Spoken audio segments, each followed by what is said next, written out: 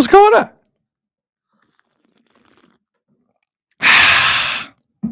Sean in the Yukon writes the following. Patrick Waugh coaching William Nylander would be ... interesting. But I dream how I dream.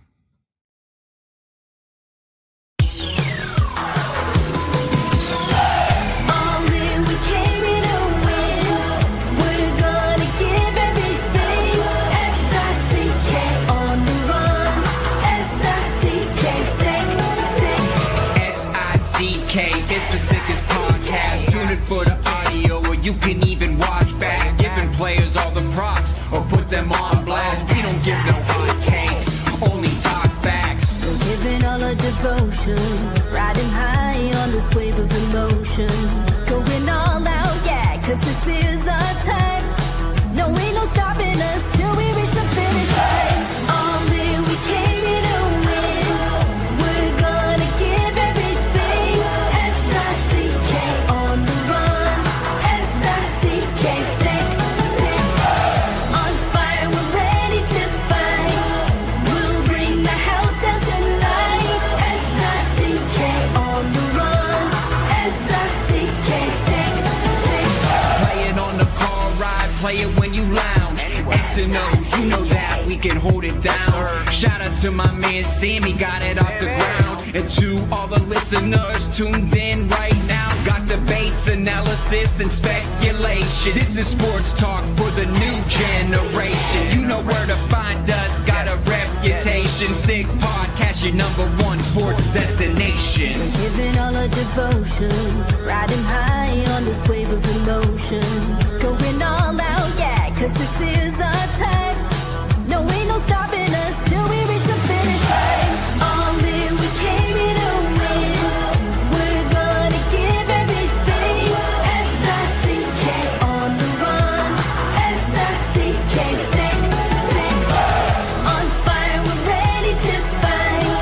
We'll bring the house down tonight. S-I-C-K on the run. S-I-C-K, sick, sick. S-I-C-K is the sickest podcast. Tune in for the audio, or you can even watch back, giving players all the props or put them on blast. We don't give no hot takes, only talk back. S-I-C-K, S-I-C-K, S-I-C-K, S-I-C-K, S-I-C-K, S-I-C-K,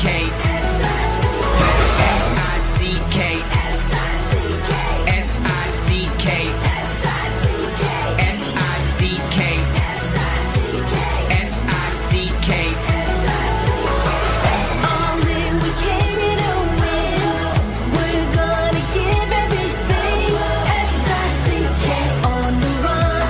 S-I-C-K, sick, sick. You are now listening to The Sid Seixeiro Show. Powered by Sick Media, the sickest Toronto sports show. Now, here's your host, Sid. What's up? It's Sid. It is Wednesday, June the 3rd. We are live on Facebook, live on YouTube, live on X. To everyone watching, we appreciate you. To everyone listening after the fact, we appreciate you. We are 8 days away from the start of the FIFA World Cup. We are 9 days away from Canada-Bosnia at BMO Field. I'm not saying Toronto Stadium. I refuse. FIFA can suck it 1,000% on that. I am not saying Toronto Stadium. TSN has to. I don't. BMO Field, 9 days away, Bosnia, Canada, one of the more significant sporting moments in this country's history. No pressure, guys. Canada, for the record, is training in Montreal as we speak. Davies is doing individual stuff. Moise Bombito's not even wearing cleats. He's just kind of out there standing, to no one's surprise. And it'll be interesting to hear from Jesse Marsh today. If that sound comes across our desks, we may read it to you. Quick story. As some of you may know, I love me a drive-through for my breakfast. I think I've done that every day of my life for 30 years. Occasionally I'll have breakfast at home, but I do kind of wake up, do stuff, and run. I do admire folks who get up and make like some Gordon Ramsay breakfast every morning. Good for you. Legitimately good for you. I don't have the I don't know how to do that. Oops. Is that the breakfast notification that came through? Yes. All right. Your order's up. Let's make sure those other notifications that are coming through are kosher there, Azo. But like I'm a wake up, go, grab breakfast, drive through person. It's a sacred part of my day, if I have to be perfectly honest about it. And it's a time of just quiet reflection. Got a podcast going, make the order. Aside from saying hi to my wife, it's like my second interaction with a human of the day is whoever is helping me with this order. And Azo. What is going on today? There's a lot going. Azo clearly didn't get his breakfast through the drive-thru. Everything all right, Azo? Yeah. Our show just came blaring through another source. Whatever. We got a view. But I hold that moment dear to my heart, driving through to get my breakfast. And it wasn't that busy this morning. I make the order. Same nice lady helps me every day. She's great. I go to the front window, get my order. I don't do this a lot, but lately I've been just double checking the order. Now, I don't think there's anything wrong with that. I haven't been burned much. I have a great drive-through. They're fantastic. But once in a blue moon, acknowledge them. Acknowledge my drive-through. Wasn't it on Easter you got screwed over a little bit? It doesn't matter. It was Good Friday, actually. Good Friday. Yeah. Aside from the one Good Friday mistake that Azo will never let them live down. I don't forget mistakes. We'll see the 9 you make in the next 10 minutes if you forget them. But today was quiet. And I got my order, and I'm talking, this took 7 seconds. 7 seconds. I just open it up just to take a look. Guy in a truck behind me honks. The horn in his truck, because I took 7 seconds. Good thing I didn't have access to the nuclear codes, because I was a little perturbed at that. Now, also honking a guy who you know is driving away, big time stuff. Big time tough guy stuff. Appreciate you. So as I'm driving away, I do the scratch the back of the neck thing where my middle finger is out. And I drive. I didn't like it. Some asshat behind me in a truck.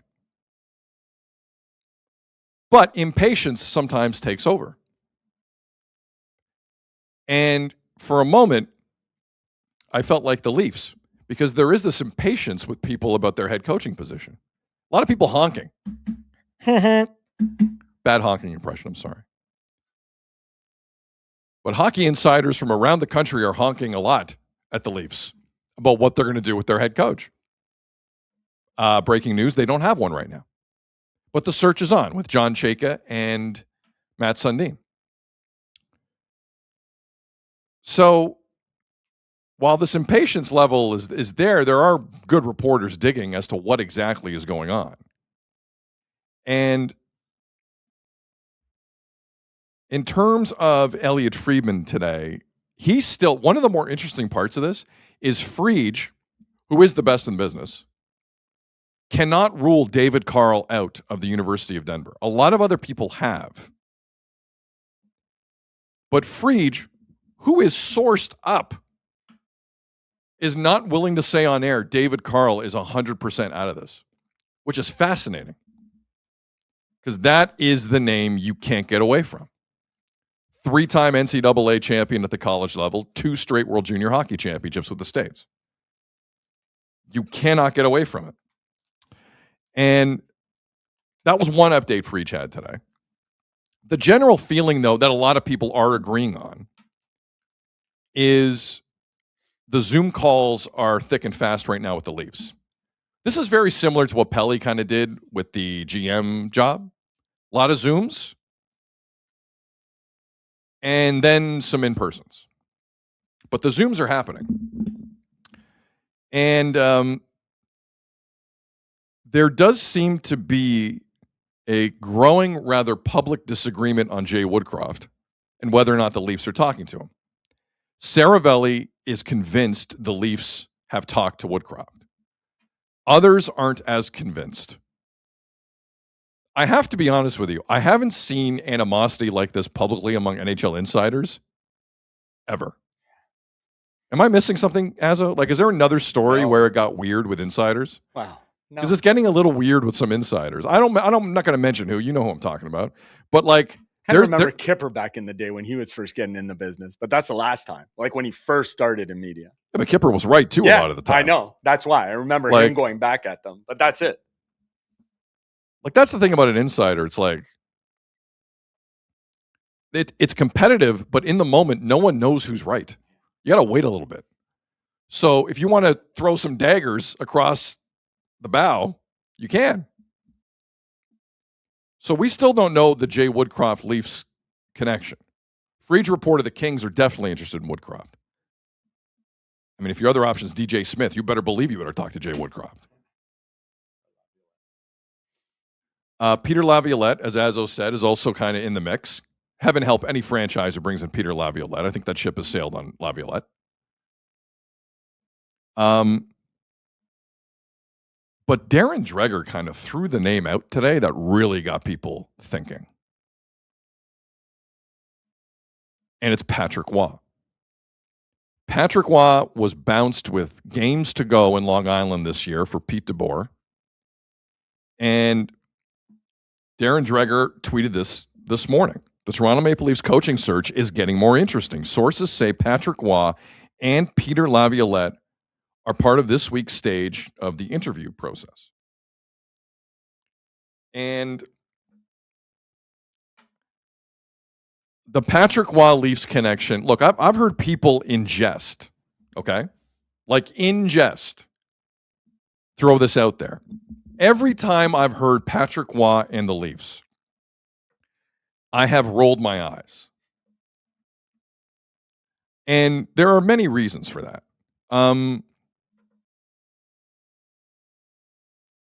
Now, the Leafs, for the record, had to get permission from the Islanders for this. It's a reverse Bruce Cassidy. They allowed it. Also, if the Islanders have another Eastern Conference team calling you and they're like, yeah, no problem, talk to them, I'd worry about that. Maybe they know things. Maybe they're aware of Patrick Waugh a little bit more than you. But I digress. The first thing that comes to mind is, as we mentioned in the cold open of the show, if William Nylander really didn't listen to Craig Berube, a guy who's won a cup as a coach, Patrick Waugh has many cups as a player. Not as a coach. Is Patrick Waugh going to get through to Willie? Is Patrick Waugh going to rejuvenate Austin Matthews? Does he make John Tavares faster? I can't wait if he's still in town for that Patrick Waugh Morgan Riley video session. That should be interesting. I don't see him. Sorry, I don't see him chipping away at the core. The cake seems baked on the core, doesn't it? I don't know. Maybe I'm wrong. Maybe I'm wrong. But I'm past being blown away by the name. I'm a little past it. Some Leaf fans aren't, and I get it. So there's that I find interesting. Like, how would a Patrick Waugh relate to the core of the Toronto Maple Leafs, assuming Matthews is still involved? The other thing is, which makes more sense, if the Leafs are retooling, okay, let's play this game. The Leafs believe internally they're back in playoff contention next season. You want a coach who's kind of more win now ready, right? Okay. Let's look at the record of the last 5 seasons in the National Hockey League for Patrick Roy as a head coach, shall we? Because the first one went pretty well. He won Coach of the Year with Colorado. But let's go through the others. A 60-year-old Patrick Roy. Last season, when he was let go, the Islanders were 6th in their division.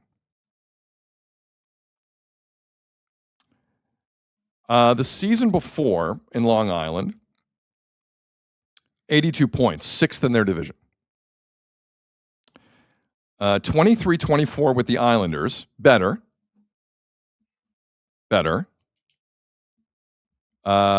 Third. So in 2015-16 with Colorado, 82 points, 6th. 2014-15, 7th. Like, he hasn't done well, guys. Patrick Roy has not done well as a head coach in this league aside from year 1 with the Avs. So if the Toronto Maple Leafs think he is going to come in and pull off the Boston Bruins retool, which you're not hearing anymore from the Leafs, for the record. If they think they're going to pull off that kind of retool with an aging John Tavares, and maybe they make a deal with a goalie or make another trade to bring in a defenseman, I don't know. Gavin McKenna technically could be in the lineup back at that point. I don't know.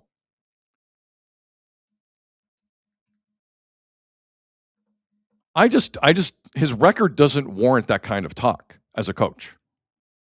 It doesn't. And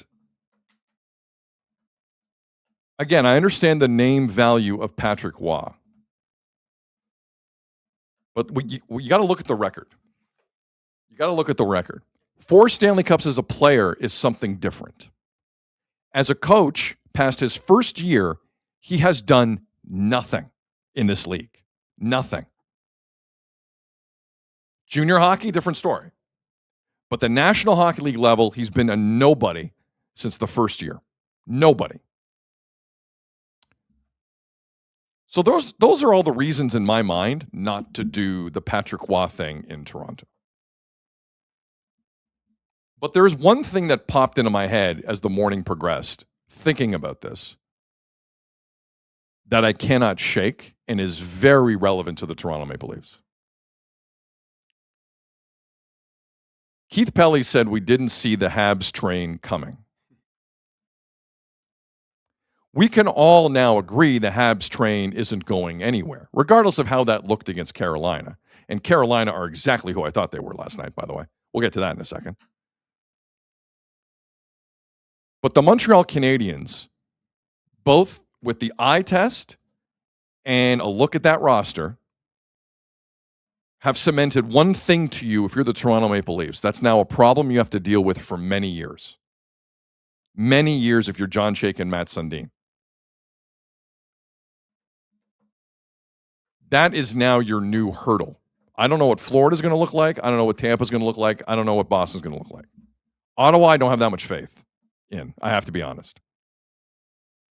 But Montreal seems cemented, at least, in strong regular season / win a round or 2 success. Past that, I don't know. They're going to need to get grittier. But at the minimum, their baseline is pretty good. If you make Patrick Roy the head coach of the Toronto Maple Leafs entering this era where the Habs are going to be this consistent, who in the Leafs organization will be more motivated to beat Montreal than Patrick Roy? There is an element to that that sings to me if I'm a Leaf fan. And if I'm Patrick Waugh in these Zoom meetings that are coming up or in conversations that have already happened, boy, am I selling that. Boy, am I giving you the revenge tour pitch. Because if I'm Chaykin Sundin, I'm hearing that. Might cost me a little bit more. Maybe a bit more expensive than Jay Woodcroft, although Jay Woodcroft's resume is better as a coach. Shorter, but better. But I don't know, man. Those days in the last couple of years, and Leaf fans, you know exactly what I'm talking about, when the Leafs take on the Habs on a Saturday and the Leafs have no energy. Remember those games? Weren't that long ago. Remember those? No energy. Opening night Sportsnet. No energy. A mild attempt at aggression from the Leafs. Used to mean something in this town. And I got news for you. If the Leafs don't get their act together, it better mean something again. The Habs are going to be good for a while. So if that's the case, and if you want to get a little younger, again, his junior hockey record is very different, Patrick Waugh. If this team eventually is going to turn things over and get significantly younger,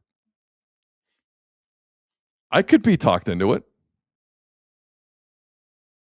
Again, the William Nylander Patrick Waugh interaction alone is worth the price of admission. I have no idea how that would go.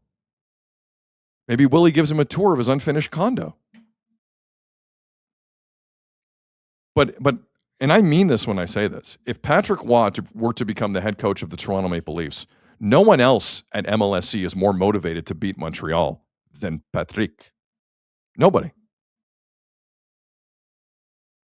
If I'm MLSC, I kind of like that. Because the hatred in this rivalry needs to come back. If Toronto is going to get over the hump, you have to start to hate what's going on down the 401. I don't feel like that's the case.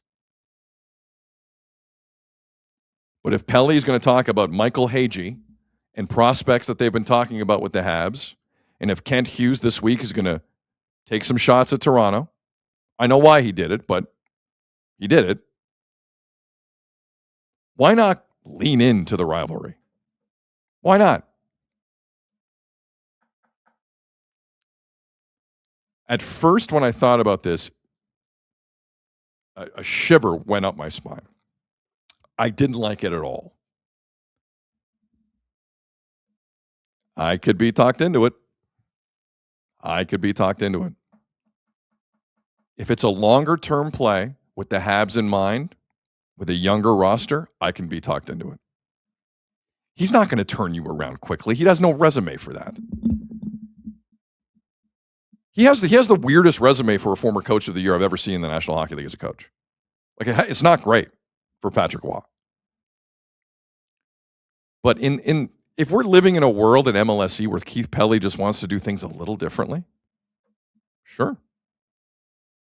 It's going to make those Saturday nights at the Bell Center more interesting, I'll tell you that. I support it. I was not there this morning when I saw this Dreger report. I was not. But I can be swayed. Jeff has a party. Good afternoon. Good afternoon, Sydney. What's going on? Patrick Waugh, head coach of the Leafs. I'm not too convinced on it, like win-loss record, but how does he change the culture? This is a goalie who's fought. And fought everyone. Yeah. Fought ownership, fought his coach, everybody. Fought the opposition. Fight the entire organization. Maybe that's what they need. Chris Osgood fought everybody. Mm-hmm. Anyone within earshot of a fight, he fought. Exactly. So he'd be willing to stand up to this whole organization. And the other thing for me is, what about with these goalies? You know, even in the shortened season, he played more games in that season than Wall or Stolarz has played in a year yet. Sorry. Say that again on Patrick Waugh. Patrick Waugh, even in the shortened NHL season, 94-95, he played 43 games that season. Wall only played the most games between Stolars and Wall that they've played in one season is 42. And that was Wall last year. And they don't even come close So otherwise. I love that. So you're telling me Patrick Waugh coming off a lockout, it was still a more durable goalie than anyone in Toronto. Than either one they have right Good now for in you. Toronto. That's a great How would he stat. handle them? Well, that's a great stat. Isn't it? That's it's pretty crazy when I just looked it up. That's really good. And like after 40, like Wall played 42, he played 39 this year, but after that, like they don't even come close. Like this guy was playing over 60 games consistently in his career. But to go back to your point about Waugh's reputation, MLSC are about as corporate as I've ever seen them. Right. And that says something for MLSC. But this level, Chayka is a private sector guy. Mm-hmm. Pelly, private sector guy. Rogers, big corporation. Up and down, this is the most straight-laced business thing I've seen in this city ever for a sports club. Ever. Where does Waugh fit into that is what I'm wondering. But that's what we need. We don't need somebody who fits, right? Like all we've been talking about is this team needs a change in culture. But you can't have the one guy, you can't have the bull in the shop when everyone else is playing nice. Like that's not what they want. Or is that what you do? Is that how you chase guys out? Again. I don't know. Listen, they're talking to him. So my theory's being debunked just by this report being out there. You know what I love? They're talking to Waugh. Like I know we said we don't want them to get too much feedback from players, but I'd love to know if they hear back from players every time somebody's name is out there to just get a sense of what the players think. Because I would do that. Why wouldn't you float guys' names out there to see what players think? Well, that's the other. Find out what players are. That is the other thing I'm noticing is people are wondering if Chayka is trying to misdirection a lot of folks to find out where the leaks are. It does seem that way. But you know what? For our purposes, I don't care. I love it. I don't care. No, and that's what you want an organization to do, where you don't know what they're thinking. Does not matter. I love it. But again, it's about culture with this team. You said it, the core four, or it's not even core four. Well, throw Nyes in there instead of Marner. But like this core's gotten stale already. Like the main guys. The core got stale in 2021. Yes. Let's be honest about it. So why not bring something in that could shake it up? Again, all we talk about is how the culture on this team isn't right. So you need a culture setter. There's a lot in the chat right here. As you might expect. Nico would rather get Torts instead of Waugh. Vegas have won 20 of 25 games since they let Bruce Cassidy go, including last night. Okay, but maybe that leads to my other point. Like, how long can they wait? Because how important is it for this coach to have some kind of input on the direction of the team or what moves they make? I don't think that coach has to. I don't think that's how Chayka and Sundin are going to run it. Right. And you're okay with like? Does it make sense? Shut up and coach. Yes, I'm okay with it. Yes. Okay. You know how many coaches have full roster autonomy? Yeah. None. I don't care if you're Dave Roberts. I don't care. Dave Carl? Yeah, because that should rule out Carl. If he wants full say, then I don't know about the only guys in sport that really have had that in my lifetime are Bill Belichick, Greg Popovich, probably Joe Torre a little bit during that run. And I might be missing maybe a Pat Riley. I'm missing a few names, but not many. Scotty Bowman would have. Phil Jackson. Patrick has none of those people. No, it's true. Shut up. Now, like managers in England and that's across Europe, that's a different bag. You do have some say in how the transfer money gets spent. In North America, it's not like that. But that's also a reflection of where the team's at. Like, again, if you're just trying to rebuild this team or retool it or whatever you want to call it. Mike in the chat, Phil Jackson, obviously. Yes, Phil Jackson would have had that autonomy. Mike Babcock, I don't know if Babcock had that autonomy. For a while he did, I think. I don't know. In Detroit? In Detroit he might have. Ryan reminds us, Belichick at the Canes game last night, chit-chatting with Gary Bettman. There you go. Is a chat with Bill Belichick like interesting in any way? It doesn't look like anyone's enjoying themselves. No. Including Belichick. Yeah. That's what I mean. You know Why would you want to? It's true. Like I'm not even interested in the age of the girlfriend. He just looks annoying all the time. Yeah, unless he's with her. Just try and win. Try and get a bowl game for North Carolina. I guess. Patrick in the chat. Waugh has standards. I mean, look, taking the Islanders job is not the greatest gig. But that's where my point was going to. If you want a guy to just shut up and here coach whatever we give you, you're not going to get the same kind of caliber of coach that you will in this situation. Like Wall wants to get back in. Right. So he's more willing to take a job like this as opposed to that coach who wants some like direction with the team. But who wants to have a say. But I think Waugh's the type of guy, like Shady in the chat says, we need guys like that. My concern is a guy like Watt tells you everything you want to hear in the meeting. And second day of camp, he's a massive pain in the ass. He's Berube, who's just doing what he wants. Who's just doing what he wants. Like, we can't do that again. Yeah, no, agreed. We cannot do Agreed. that. Berube deserved to be fired unlike any coach I've seen. He was completely throwing disrespect in the face of logic constantly. So he deserves to be let go. I'm sorry. It was completely justified. What the Leafs have to be careful of is finding the next guy like that. Right.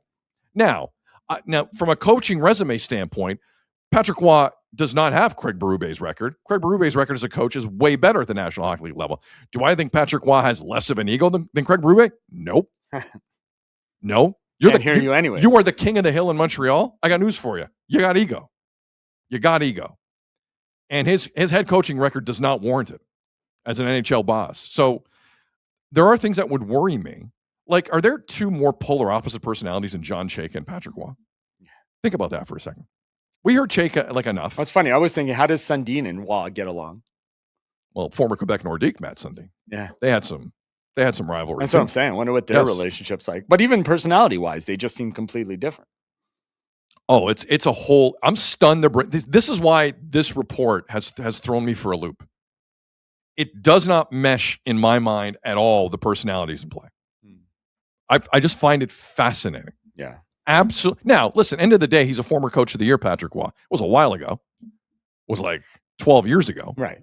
But why not? Why not talk to him? For the same reason you talk to Jay Woodcroft. Why wouldn't you talk to Jay Woodcroft? But a lot of times I think we get trapped in this. The greatest players, or like the players who are great, don't always necessarily translate to good coaches.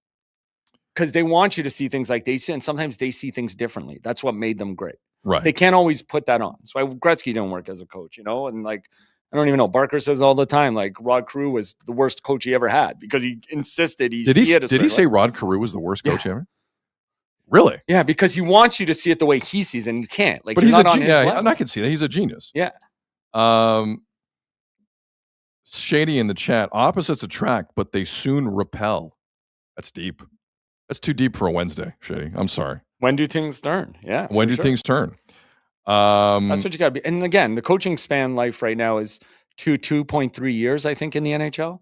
That's what I heard. It's crazy. Like, it is insane. Like, where's this team going to be in 2.5 years? Like, what do they need right now while they don't even know how much they can or will turn over the roster? Right. That's why I'm saying to you, like, does it depend when they hire the coach and how much say he has to have on how they coach or what they do? It's really weird dynamic right now. Hammer in the chat, would Nylander have played the game after the middle finger incident under Patrick Waugh? I was wondering that too. It's a great question. It's a fantastic question. I don't think he would have. I think that's one of the biggest mistakes the Leafs made this year, was not hammering that kid more for 100%. That garbage. That was crazy. Again, if I'm TSN, I would have lost my mind on that. An afternoon game. With a kids game. New generation. It was a next gen. It was a next gen. Yeah. Game. That was insane. And he played. And on top of that, after the Radko Gudas incident, he was made an assistant captain. Yeah. This organization's nuts. Can someone just be a little less nuts? If that's Waugh, I support it. I do. But I don't think he's the turn things around quick guy people make him out to be. But again, his record does not warrant that. How do you figure out who the turnaround quick guy is when you're not sure what the roster is and how much you can turn that around? Like, you know what I'm saying? Like, it goes from one side to the other. Right. Because you're trying to get a coach figuring out what his style is and how he's going to use this roster. But at the same time, you're trying to turn over the majority of this roster. Right. Like, it's got to put you in a weird place. It's such an interesting, what's the term the kids use? Switch up? Yeah. It's a really interesting switch up for the Leafs. Because he feels Berube-ish to me, Patrick Waugh. But the Montreal aspect of what's going on in their division right now has me intrigued. I like that. I was thinking about that. It has me intrigued. And I'm surprised no one really has put Patrick Waugh in the division with the Habs yet. Yeah. No one's done it. It's true. And we'll see where it goes. Now, he's also, the reality is, he's also a former coach of the year that hasn't gotten a lot of jobs. Right. Like, Colorado brought him in. That went well for a while, and then it just dropped off a cliff. And it was the Islanders. And that's it. And that was Lou. Like, Lou brought him in. Yeah. Why has he not gotten more work? I don't know. That's a question I would ask in a Zoom meeting. It's true. Or an in-person meeting. And if he didn't like it, he'd probably try and punch me in the face. He just tells you he can't hear anything you're saying because of Yes. all his rings. Or he'd walk over to Matt Sundin in the meeting, ignore me, and say, I have had my last meeting with you ever, and walk it. But is that part of his reputation? And is he the same way as a coach? Where you said, like, these guys, man, it's just crazy. Dickie in the chat, I would love Patrick Waugh in Toronto. Listen, there's a lot of love for Patrick Waugh in this chat right now. I could feel it. From a content standpoint, we'd love it too, wouldn't Woo! Sean in the Yukon, he seems really picky about where he goes to. You think? Yeah, I mean, I guess. I don't know. All I know is after winning Coach of the Year, he was off. He took one more job. Well, he was always That's all I rumored know. in Montreal, but they chose St. They Louis were over. never bringing I him know. back to That's Montreal. what I'm saying, though. Ever. They would never bring him in. Ever. Now, again, I know he had a great run in the queue at a junior hockey level. That's not insignificant. It's tough. That's a tough place to win. But we're talking the National Hockey League. Ronnie in the chat, bring Waugh in. Yeah. Why not? Where are the keys at in the chat? Pretty good handle. Waugh is radical. His way or the highway. Like, is that what Chayka and Sundin need right See, now? that's A guy- that's I don't think that's what they want. Yeah, I know. They want a team here. Like they want. But especially at their first kick at the can, like this is their first hire. Like it's funny how this is translating down. Like Chayka and Sundin were Keith Pelly's most important hire. Right. How important is this coach to their hiring? Like it's their first time trying to turn over the roster, trying to figure out Matthews. They got the number 1 over pick. Like there's a lot of things here. Is this a long-term coach? Is it a short-term coach? While they try and turn over the roster again. I mean, this is so fascinating to me. It is though. But I'm just like, he doesn't seem like a guy who's going to play ball if he's pissed. Yeah. That's what I can't keep avoiding. And again, with a roster like this, could you get into some fights? Probably. The kid in the chat, Patrick Waugh is not an NHL coach. Great for junior, but useless in the show. Is that because he instills in like the younger kids the proper way to hustle in that, and maybe in the pros, maybe some of those guys don't want to hear it from him. Maybe. I'm also seeing a lot of these. I'm seeing more than I can kind of find here because the chat's moving. But there's a lot of I'd like to see Patrick Waugh deal with Steve Simmons and Rosie DiManno. There's a ton of that. That would be fun. And I'm here for it too. And for the record, I'm pro Rosie and pro Steve. Yeah, of course. I understand why people don't like Steve. I like Steve. Prof in the chat, Waugh would make a difference for a while, but you risk losing the room with a guy like that. Guys, I got news for you. That room is lost already. I don't know if you watched last year. The room seems a little lost, and I'm tired of other people taking the blame. There's something going on in the room with the guys, okay? It's not coaching. It's not Treliving. It's not Pelly. There is something going on there that's not healthy, and it is incumbent upon Chayka and Sundin to weed that up. I'm tired of blaming everyone else for a bad room. True. How about the guys in the room being the reason it's a bad room? How about that? What about if you want to lose the room? What if these guys say no to waiving their no movement clauses, and then you bring a guy like that in, trying to change their mind? No, they would have kept Berube then. I think they would have kept Berube if they really wanted that to take place. Yeah. Again, the Morgan Riley thing, we touched on it. Everyone's talking about this. Oh, they're going to talk to him about waiving the no move. Morgan has said nothing publicly.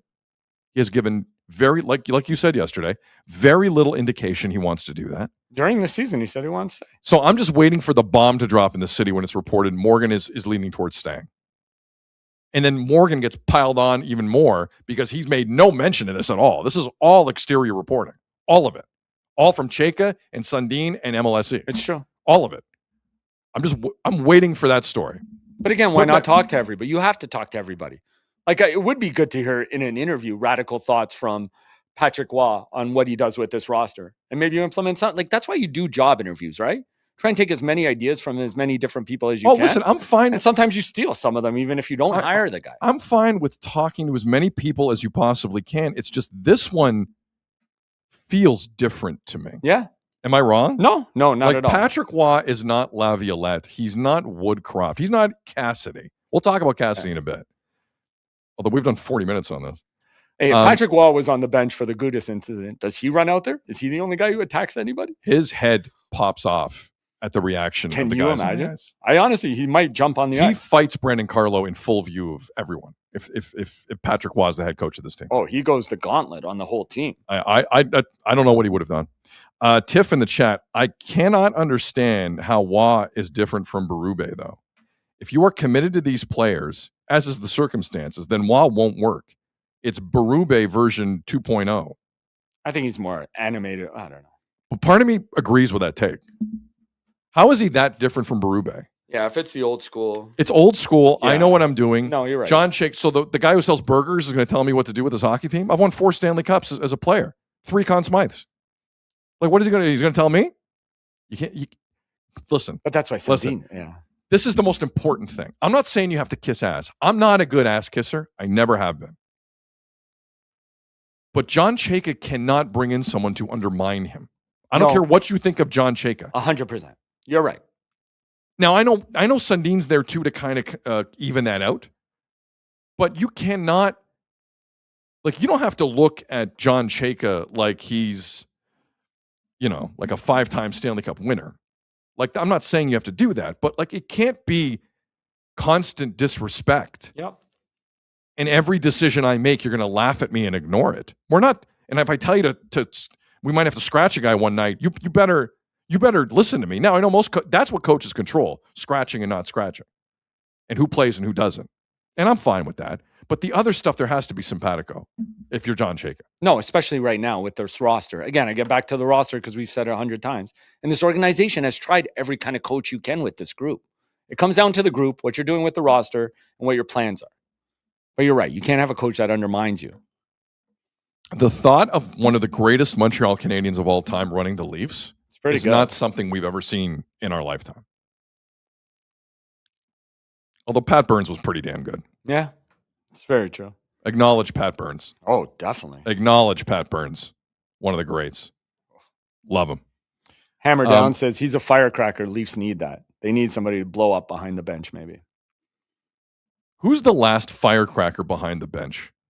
Was it Pat Burns? Like a true firecracker.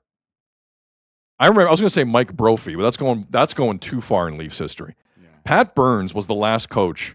He almost killed Robbie Ftorek in a playoff game in Maple Leaf Gardens. Yeah, Babcock didn't really do it at times. No, right? Babcock would just psychologically abuse you behind the scenes. True. But I remember him losing it a bit piece in of Detroit garbage. again. Yeah, no, for sure. Give me a break. Jordan in the chat, yeah, Torts had some good freakouts, but I mean like freakouts. Sorry, did I say Mike Brophy? I said Mike Brophy. I meant John Brophy. Forgive me. Thank you, chat. John Brophy. Now you're getting votes for Torts again.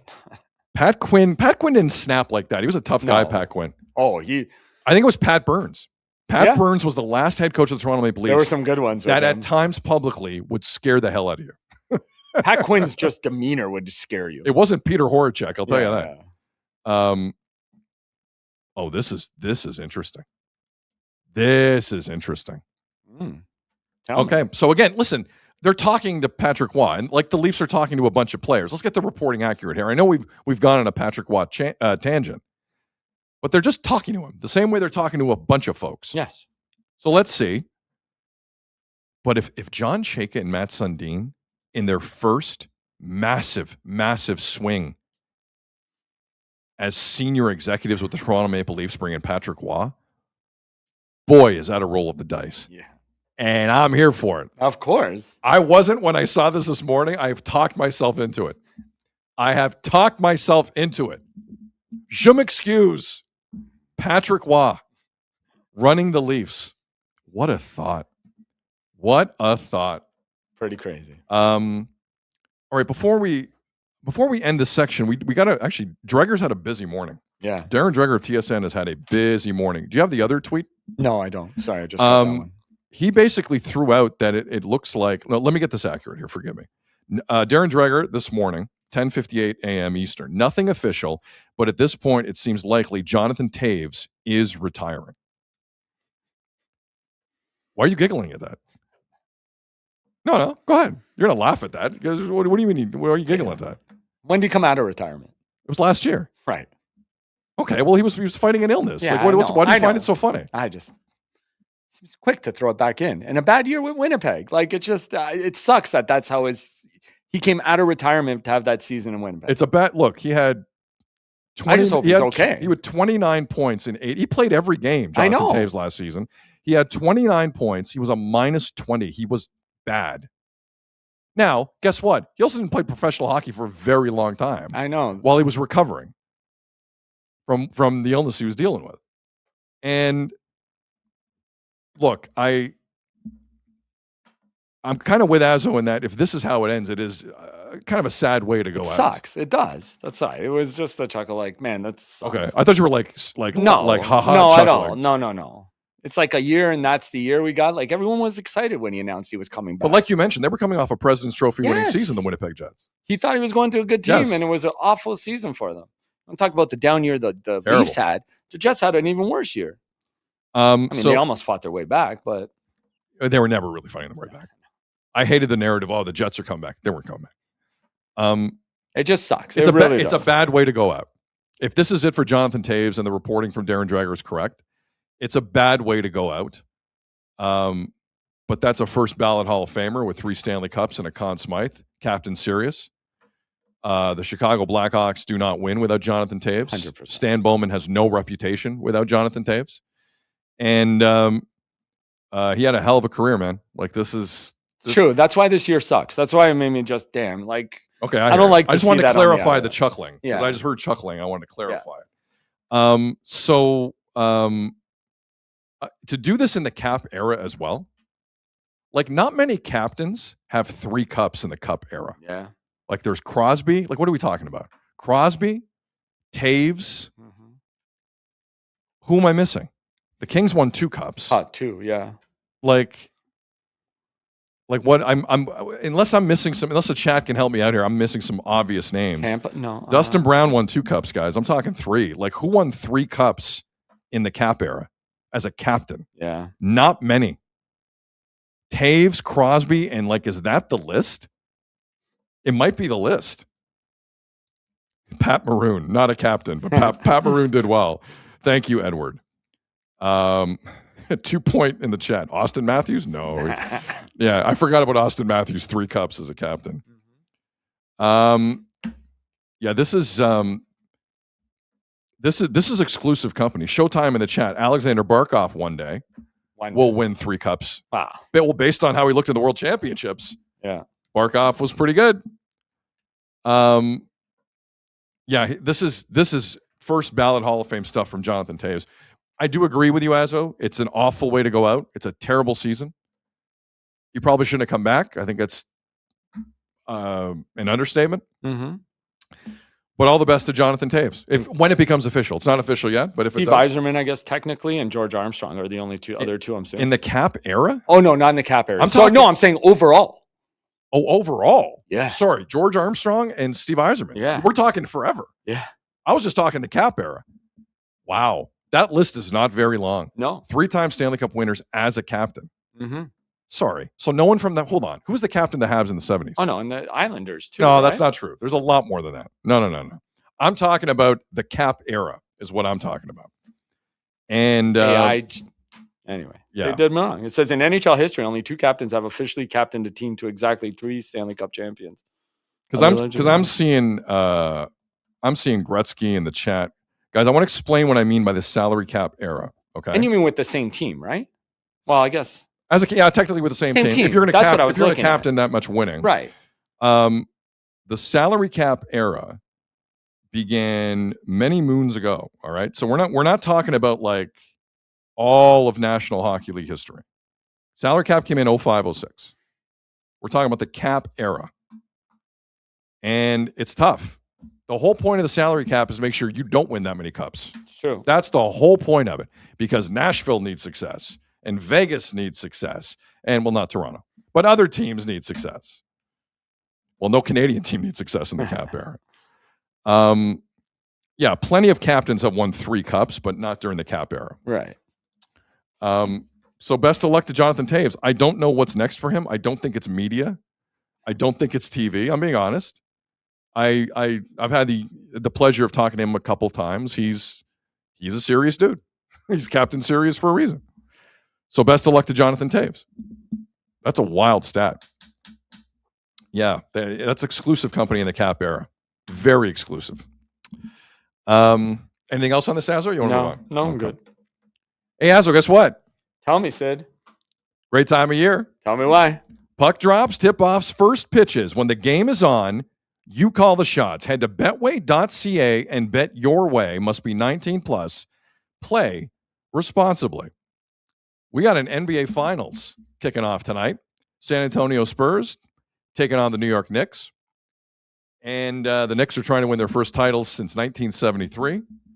The storylines are plentiful. I've forgotten the exact number, but in NBA history, when a team is coming off a sweep, I got it right here. Here's your number going into the NBA Finals. Teams coming off a sweep like the Knicks have a 20-4 series record in NBA playoffs against teams coming off a Game 7.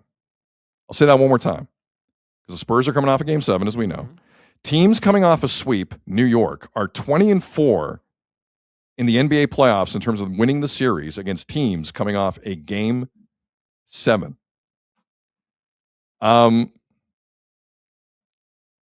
There is something about the way the New York Knicks have gone about their business. I can't explain it.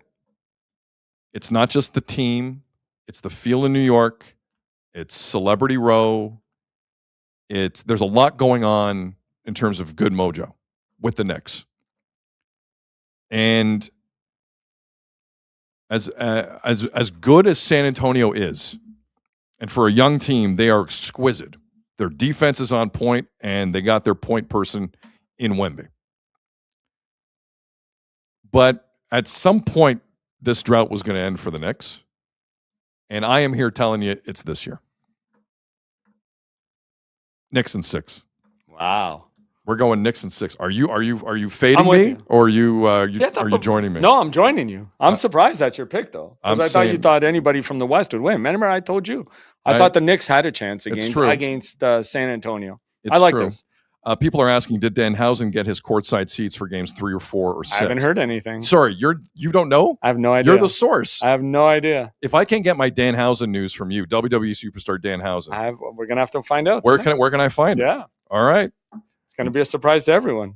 Go New York. Go New York. Go. Knicks in 6. Well, that doesn't go to. They start in San Antonio tonight, right? Yeah. Yeah. Games 3, 4, and 6 would be in New York. So we'll find out game 3. Maybe that's why it's not announced yet. By the way, I haven't looked at the New York World Cup of Soccer schedule. Oh. Could there be overlap? I'm looking right now. Games in New Jersey during the World Cup.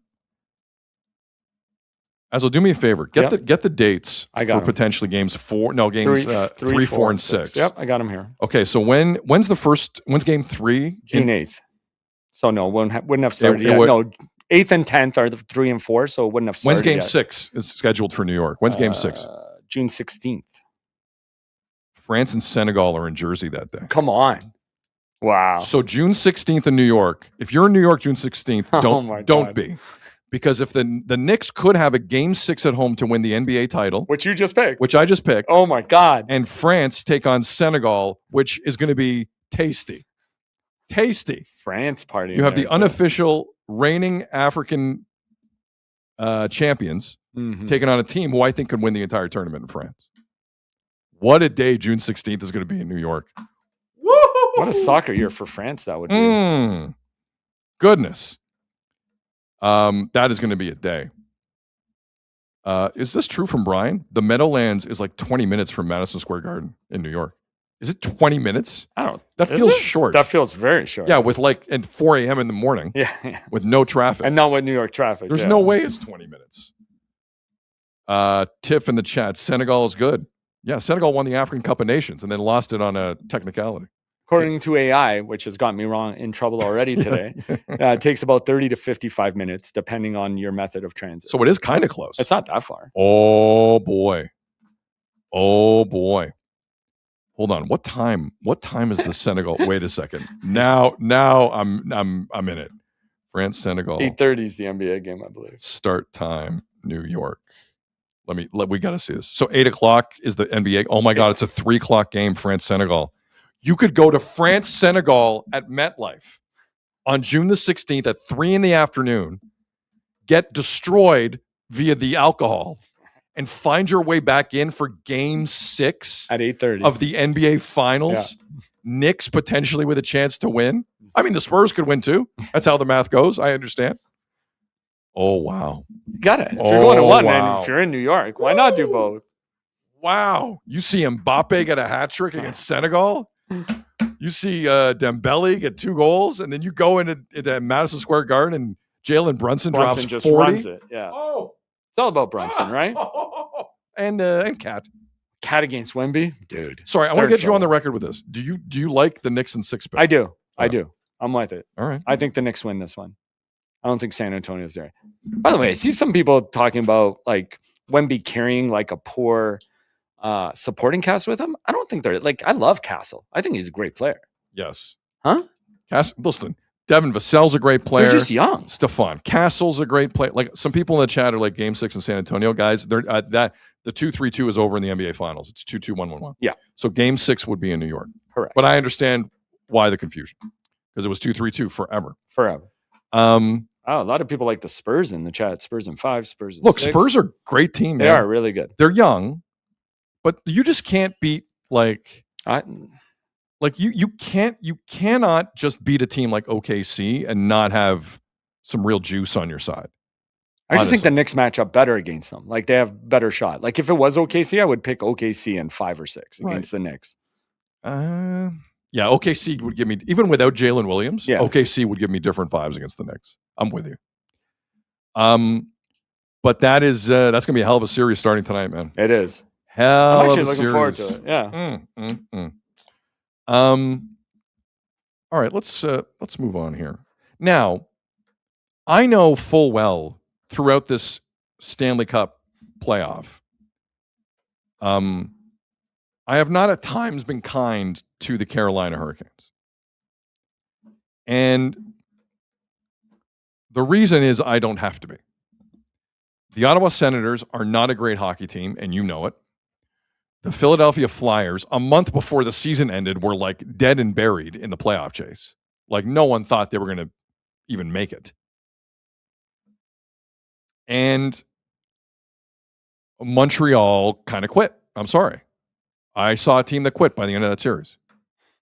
This is gaining the neutral zone is too hard. We're just going to get ready for Luke Combs. And I've gotten like more than a few Carolina hockey fans who've been angry, and I understand that. But I don't care.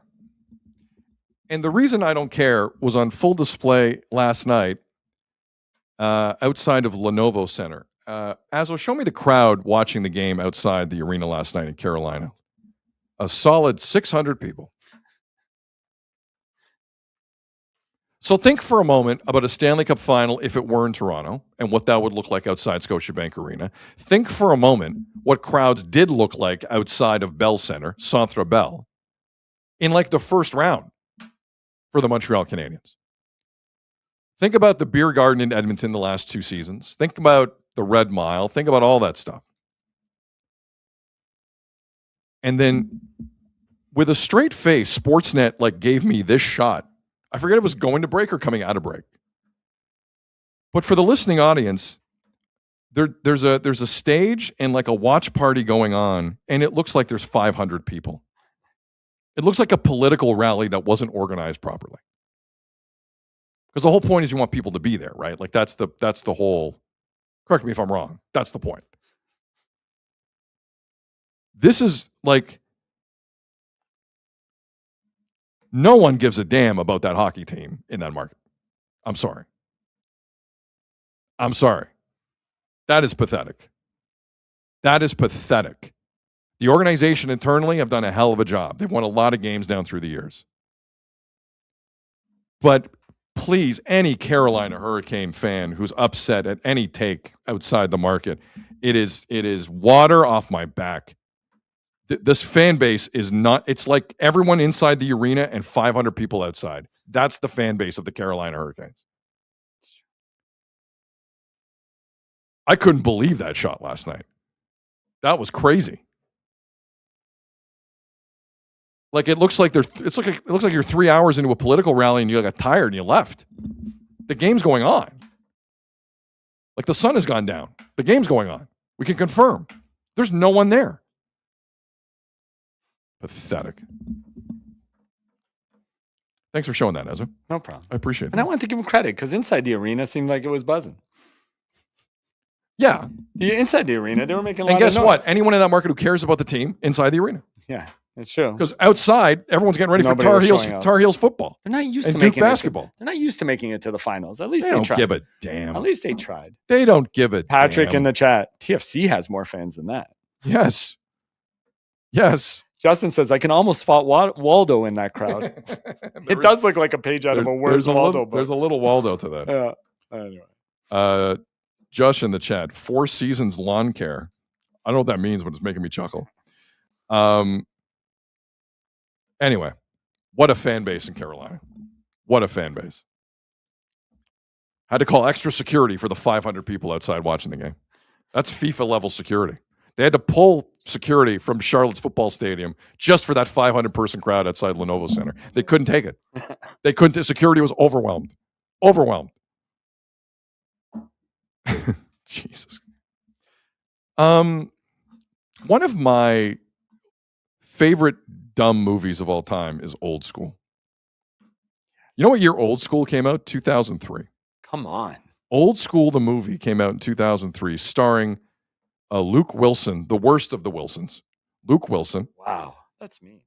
The actor. I love the football player. I don't want to get confused. Luke Wilson, the analyst, love him. Luke Wilson, the actor, not very good. Come on. Will Ferrell, Vince Vaughn. Jeremy Piven was like low-key important to that movie. Old School. He was pretty good. Jeez.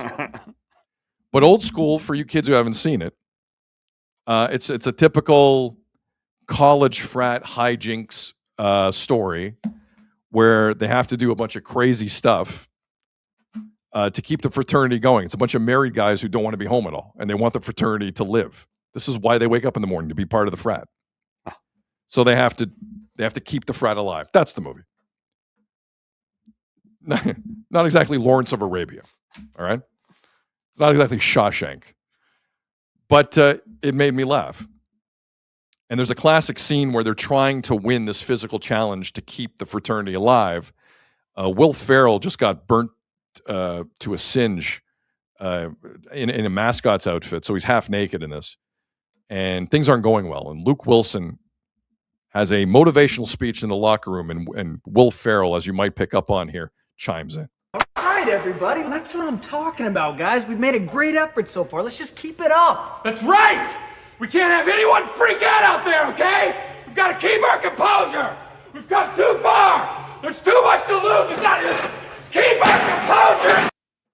That still makes me laugh. It's so good. A lot of people in the chat quoting a lot of lines from Old School, that many of which I use. My boy Blue. Yeah. Good afternoon at Bed Bath & Beyond. Josh in the chat. So stupid. Yes, it was. That's why I loved it. But it's about keeping your composure. They've come too far. Keeping their composure. So last night, I don't know what it is about this Carolina team, but even guys like Shea Theodore get rattled. Like really good defensemen get rattled. He makes a mistake. 1-0 Canes, game 1 of the Stanley Cup Final. There's another defensive error. Like Noah Hannafin didn't look good to start the game. It was bad from Vegas. And we saw what they did to the Sens. We saw what they did to Philly. We really saw what they did to Montreal, and that was the worst of the bunch. So we're all wondering how is Vegas coming out here? And how are they going to attack this? So Carolina go up 2-0. The irony of last night is, and it's one of the reasons Vegas got in a lot of trouble with the league, is that not only was there a member of Vegas wearing a microphone, it was John Tortorella.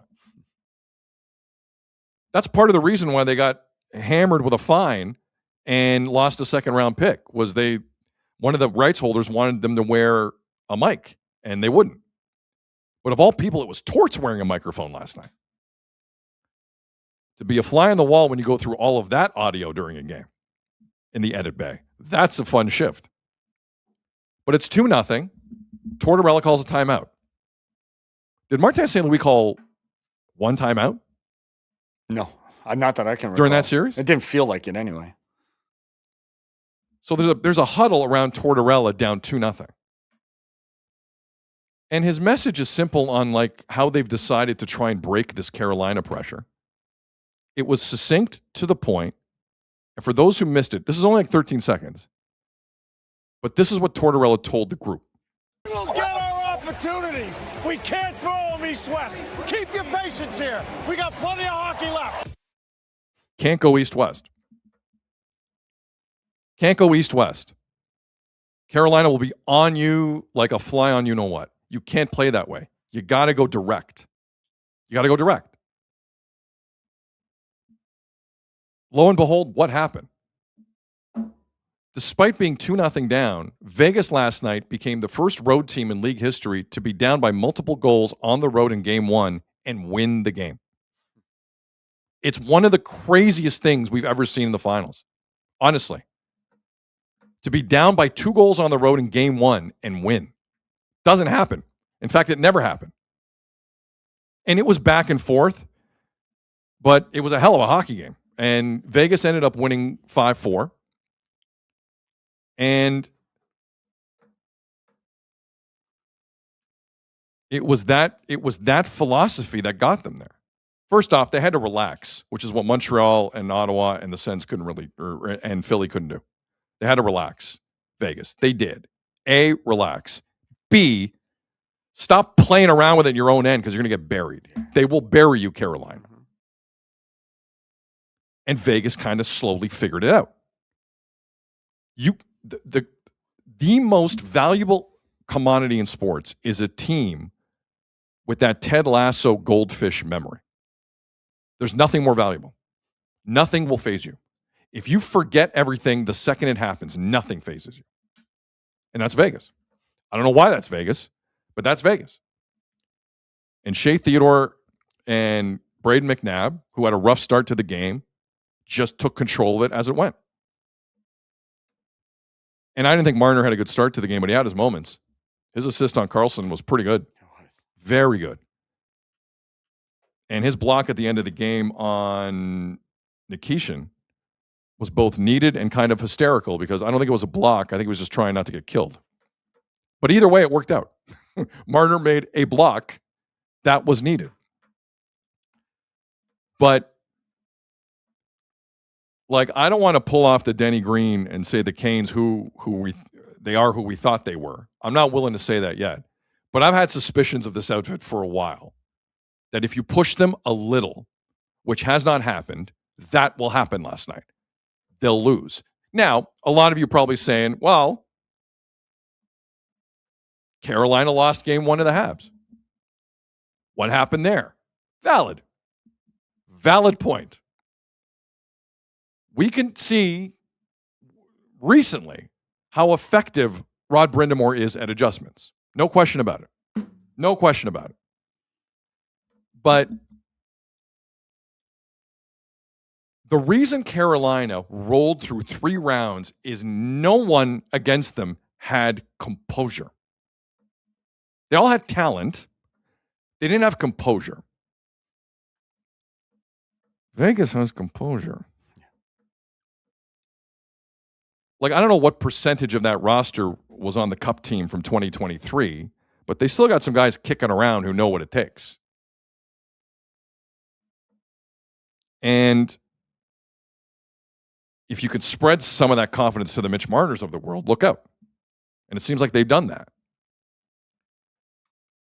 So I don't want to put this all at Rod Brind'Amour's feet, but like kind of the biggest adjustment of his season is coming up. Because if they don't win tomorrow night, or whenever game 2 is, I'm assuming it's tomorrow night, they're dead. But a little bit of composure can go a long way, is what we saw last night. And if you play more direct and give them less time to think, good things could happen. So, as we suspected, Vegas are not Montreal, Philly, and Ottawa. They're different. And we'll see what Carolina does in game 2. But I wasn't shocked Vegas won. I was kind of shocked as of how they won. Yeah, well, Like, what was your takeaway from that? Okay, so yeah, somebody in the chat was saying like Vegas got lucky, but we saw them do this. Colorado too. Colorado was up by 3 goals and they came back and did it. Correct. Right? Like we've Correct. seen Vegas do this. They're dangerous as hell. And the most important thing from that clip you said is Tortorella preaching, be patient. Just be patient. You're Yes. getting frustrated. Be patient. And I think it was like within a minute and a half after that they scored, wasn't it? It was like pretty soon after. Theodore got the 2-1 goal not long after that. I think It you're was right. like a minute and a half right after that, right? But Like it's crazy. And people were pointing out, I think it was a TV timeout. He didn't even call oh, it. forgive me. It wasn't even a timeout. Yeah. It was a TV timeout. Thank you for that. I was incorrect. Yeah, no, it's all good. But there's a lot of Vegas got luckies here. There is. Guys, I don't see it. No. I don't see it. But they did it to Colorado too. Colorado was up 3. That's the interesting part to me now, because this is the same way the both conference finals started, right? Like Vegas went in and stole 1, then they stole 2 Right. in Colorado. Correct. Right? Correct. Carolina dropped the first one and they bounced it like they were out of that first game against Montreal, even though they scored first. They lost that game to Montreal, and then they came back and hammered Montreal for the rest of the series. So what happens in game 2, which is tomorrow night, is the most intriguing thing to me. Grace in the chat, I desperately want to believe Vegas got lucky. I do not want them to win. Look, the other part of this, and Azo, I haven't told the story to you yet, is I left after the show yesterday to run some errands. I ran into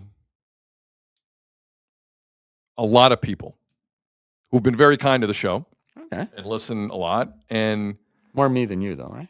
None of them said hi to you, but they said hi to me. And I'm just Sid's guy. Everybody calls me that. That's the new name, Sid's You're guy? Sid's guy. I hear people say that's Sid's guy. You know what they say about me? That's Santander's guy. But I ran into a lot of people yesterday. And I know there's a feeling in this town that there's a large section of Leaf fans who are rooting for Mitch Marner. I have never met you. I have to be brutally honest. I've never met any of you because the folks I ran into yesterday over a 3-hour period, all in unison gave me the same message, and the same message was this: Vegas better not win. You folks who want to give Mitch a hug on this, I understand the notion. I don't believe you're real. I have not met any of you. So true. Any of you. As have you met anyone No, you're bang who's on. pro Mitch right now? But people say it in the chat or online. I see some comments of some of the videos we post, but you're right. Everybody in person does not want to see Vegas win. You're bang on. It's crazy. Like, I don't think you're real. Yeah. I don't think you're real. I don't think there's I don't know. I think these are bots. Like, these are Vegas bots who have entered our chat and say, go Mitch. Now, if you genuinely believe that, that's fine. I'm just telling you. And I don't know what other folks who either are on the networks or doing podcasts are feeling in this city. I have not run into any folks of that opinion. None. I'm sure they're out there. It's June 3rd. I have not met any of you. I don't think you're real. And by the way, Mitch Marner's 3 wins away from winning the Stanley Cup. Got an assist, yeah. You know what I was going to ask you? So Nick Ehlers scored the first 2 goals last night, right? Yeah. Do you think people in Winnipeg are talking about it like as much? Because he spent what? He was a top 10 pick. He was there for a while. 10 years in Winnipeg. Yeah. First year he leaves. He's in the Cup final, and he has a chance to win it. Scores the first 2 goals in game 1. There's no talk about that guy. Look, okay, he couldn't help Winnipeg win either. They didn't. They never figured it out over there. Because Mitch Marner is more interesting to people up here than Nick Ehlers. Because Right. people hate Toronto more than Winnipeg. 100%. That's all I was getting. I'm just saying, True. it is the exact same thing. Right? It is the exact same thing. Like, I'm following Winnipeg newspapers. They're not even updating with Jet stories. Like, everyone's on vacation. Yeah. Or doing AI. Like, it's over. Like, there's very few Jet stories being printed in that city right now. But this Ehlers story seems interesting. Right? Nick Ehlers. And listen, to be honest, last July 1st, I kind of chuckled at the Nick Ehlers signing as well. Yeah. Because that was a team that seemed, the feeling, let's remember the feeling after the Florida series last year with Carolina. Soft team, very leafish, bad division. So how was Nick Ehlers going to solidify their chances of getting to a Stanley Cup final? Lo and behold, he's on fire. He's on He fire. is flying right now, Nick Ehlers. But that is the contrast in this final too. I think Friedge brought it up on 32 Thoughts. How these two teams are built, right? Like people want to go to Vegas for the tax exemption, the weather. It's a great place to raise your family. That's true. Carolina people don't seem to want to go to as example, Mitch Marner not wanting to waive his no trade to go there, like or the trade they made where guys don't want to re-sign their long time. Like it's a big contrast, which is hilarious to me.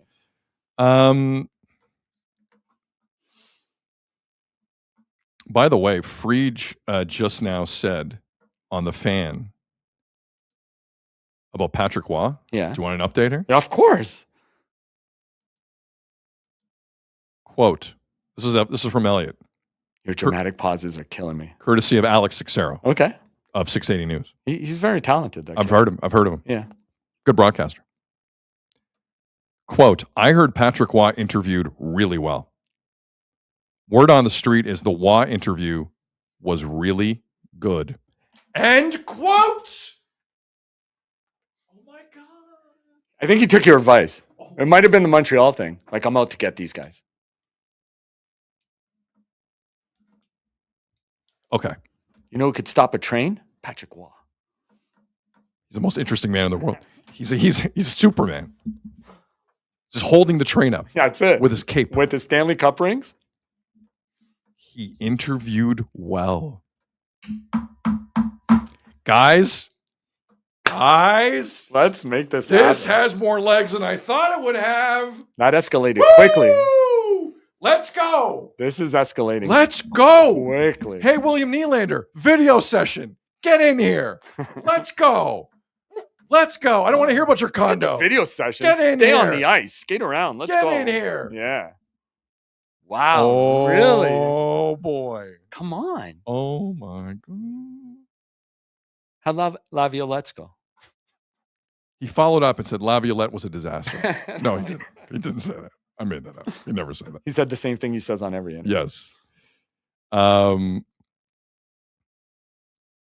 Yeah, I'm seeing it. I'm a couple sorry, other people are tweeting it out. I'm processing this. A couple right now. other people are tweeting it out. Friedge. Let me tell you something right now. Don't get in an insider pissing match with Friedge. He'll win. He'll win. He knows more things. That's my advice to everyone. Wow. Do your thing. Report. Don't get in an insider pissing match with Friedman. Yes. Friedman's been doing this too long. It's true. Wow. I don't know what to make of it. Sean in the Yukon, you like apples? It's pretty good. Leaping Lanny Poffo in the chat. Sid, it's just for goalie coach. I'll take that. Yeah, of course. Did you see the Sens basically have two goalie coaches right now? One for Linus No. Ullmark and like his personal goalie coach. Okay. And then like their regular Does that goalie happen coach. a lot? I feel like that might I don't happen think, I don't more think than it's we know. I don't think it's unheard of, Yeah. but like Linus Ullmark thinks highly of this gentleman. Yeah. He's got that private box. He watches games by himself. Well, that's true. Like, Yeah, why there's not? a lot of room in the private Right. box. But like Ullmark, like when you really look at Ullmark's numbers last year, Mhm. like I think it was 919 save percentage in the regular Yeah. season or 929, and he got better in the postseason. Supposed to, yeah. They just couldn't. Like do I know anything. there was a lot. He missed 35 days, Ullmark, but that's what they're doing in Ottawa to make him feel good in terms of how comfortable he is on the ice. Right. They now have two Well- goalie coaches, like a personal goalie coach for Ullmark and the other goalie coach. But they've stated this is their guy. They kind of have to. No, they do. Yeah. They got how many years left is it? Is it 3 years at 8.25? Yeah, something like that. Let me get that right for Linus Ullmark. I don't know why we drifted on Linus Ullmark, but we're talking goalie coaches. Yeah. I did see that yesterday. I think Bruce Garriock wrote about it over the weekend. Yeah, there's 3 years left at 8.25 for Linus Ullmark. Okay. So anything else you want to add on Patrick Waugh interviewing well for the Toronto Maple Leafs job, No. according to Elliot Friedman? Keep that coming. Oh, boy. Yeah. Okay. Let's move on here. Game 2 tomorrow night, Stanley Cup Final. See where we go. Hey, Carolina, go to a watch party. Show up. Support your team. They lost. That's pathetic, Carolina. That's the most pathetic watch party I've ever seen. That's pathetic. New rule. Unless the watch party gets bigger, you can't troll anyone online. You shut up about it. New rule. They are a bunch of jerks in Carolina, so maybe they just didn't want to go out. They'd rather watch at home. All right. I don't know. The weather seemed good in Carolina last night. Right? Go out. Watch party. You can't have 5 people and call it a watch party. It's crazy. A watch party is weird because they're outside the arena. This is a crazy visual. Yeah. Asshole, go full screen on this. Look at this. That's ridiculous. There's 5 people there. And like the back end are walking to like their cars. They're not even part of this. It might have taken more people to set up the stage and the TVs and everything. Oh my God. Like the setup might have taken longer. Wow. Dude, and you can just walk in. It's true. That's a small area. Good space is still available. Holy cow, man. They just took a section of the parking lot too, huh? Like one area, one section. They didn't even need the whole section. I know. Give them it's true. 3 spaces. It's true. Yeah. Wow. But keep talking junk online, guys. You're doing great. You're doing great. Oh boy. By the way, I know Leafs Nation's going to get destroyed when Mitch Marner wins the Stanley Cup in the Conn Smythe. Mm-hmm. If you're Carolina, don't be the team who lost to Mitch Marner, though. That's a whole nother thing. You don't want to be that team either. Yeah. You will get shrapnel in this, okay? Don't think it's just Toronto, especially if Marner has a strong game 5, 6, or 7. That'll be hilarious. Crazy.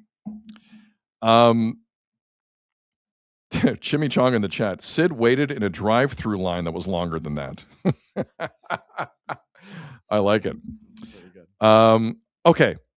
Oh, I got a question for you. Sure. That day when the ice cream truck was here, did you say something to the guy? Did you go on your whole diatribe about not liking cones or whatever?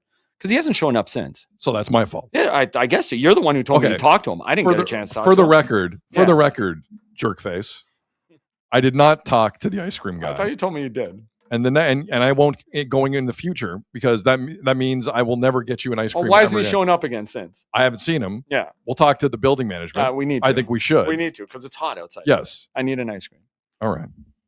I keep getting messages. By the way, Sid's right. A cup changed my life.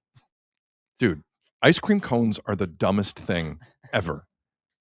I'm paying you to make a mess. I'm literally giving you my money to make a mess. On yourself. On myself. Yeah. And with the best thing with a cup is you want 2 scoops? You want 3 scoops?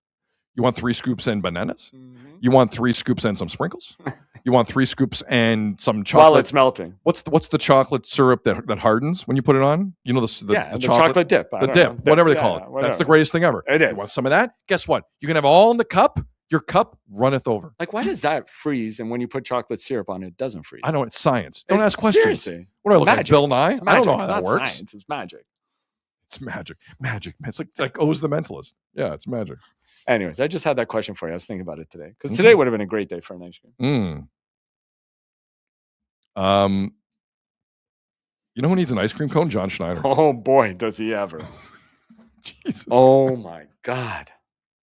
How many questions from Arden did he take before the game yesterday? I don't 30? know. Well, just the injury updates were so many. Like, holy cow! All right, let's. The Jays are now officially 0-3 since Jeff Hoffman came out for the bottom of the 9th on Saturday. You were bang on about the vibes just changing after that. Can you imagine the Jays a game up on 500, a game above 500, and rolling that into this series, and all of a sudden, so Hoffman blows a save.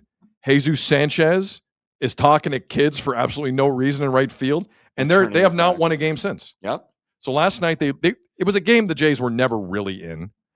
They were a step behind the whole day. They lost to the Braves. The Braves are 21 games above 500. But they had opportunities. Yeah, like that's sure what I did. hate. Sure they did. But it just feels that way, even when they have opportunities. It felt like but it felt like they were down by 5 runs. They were down by a run, game. and it felt like they were down by 5 They runs. would hit them in the game. They just couldn't string it all together. Jays are 29-32. Gosman allows 4 earned runs over 6.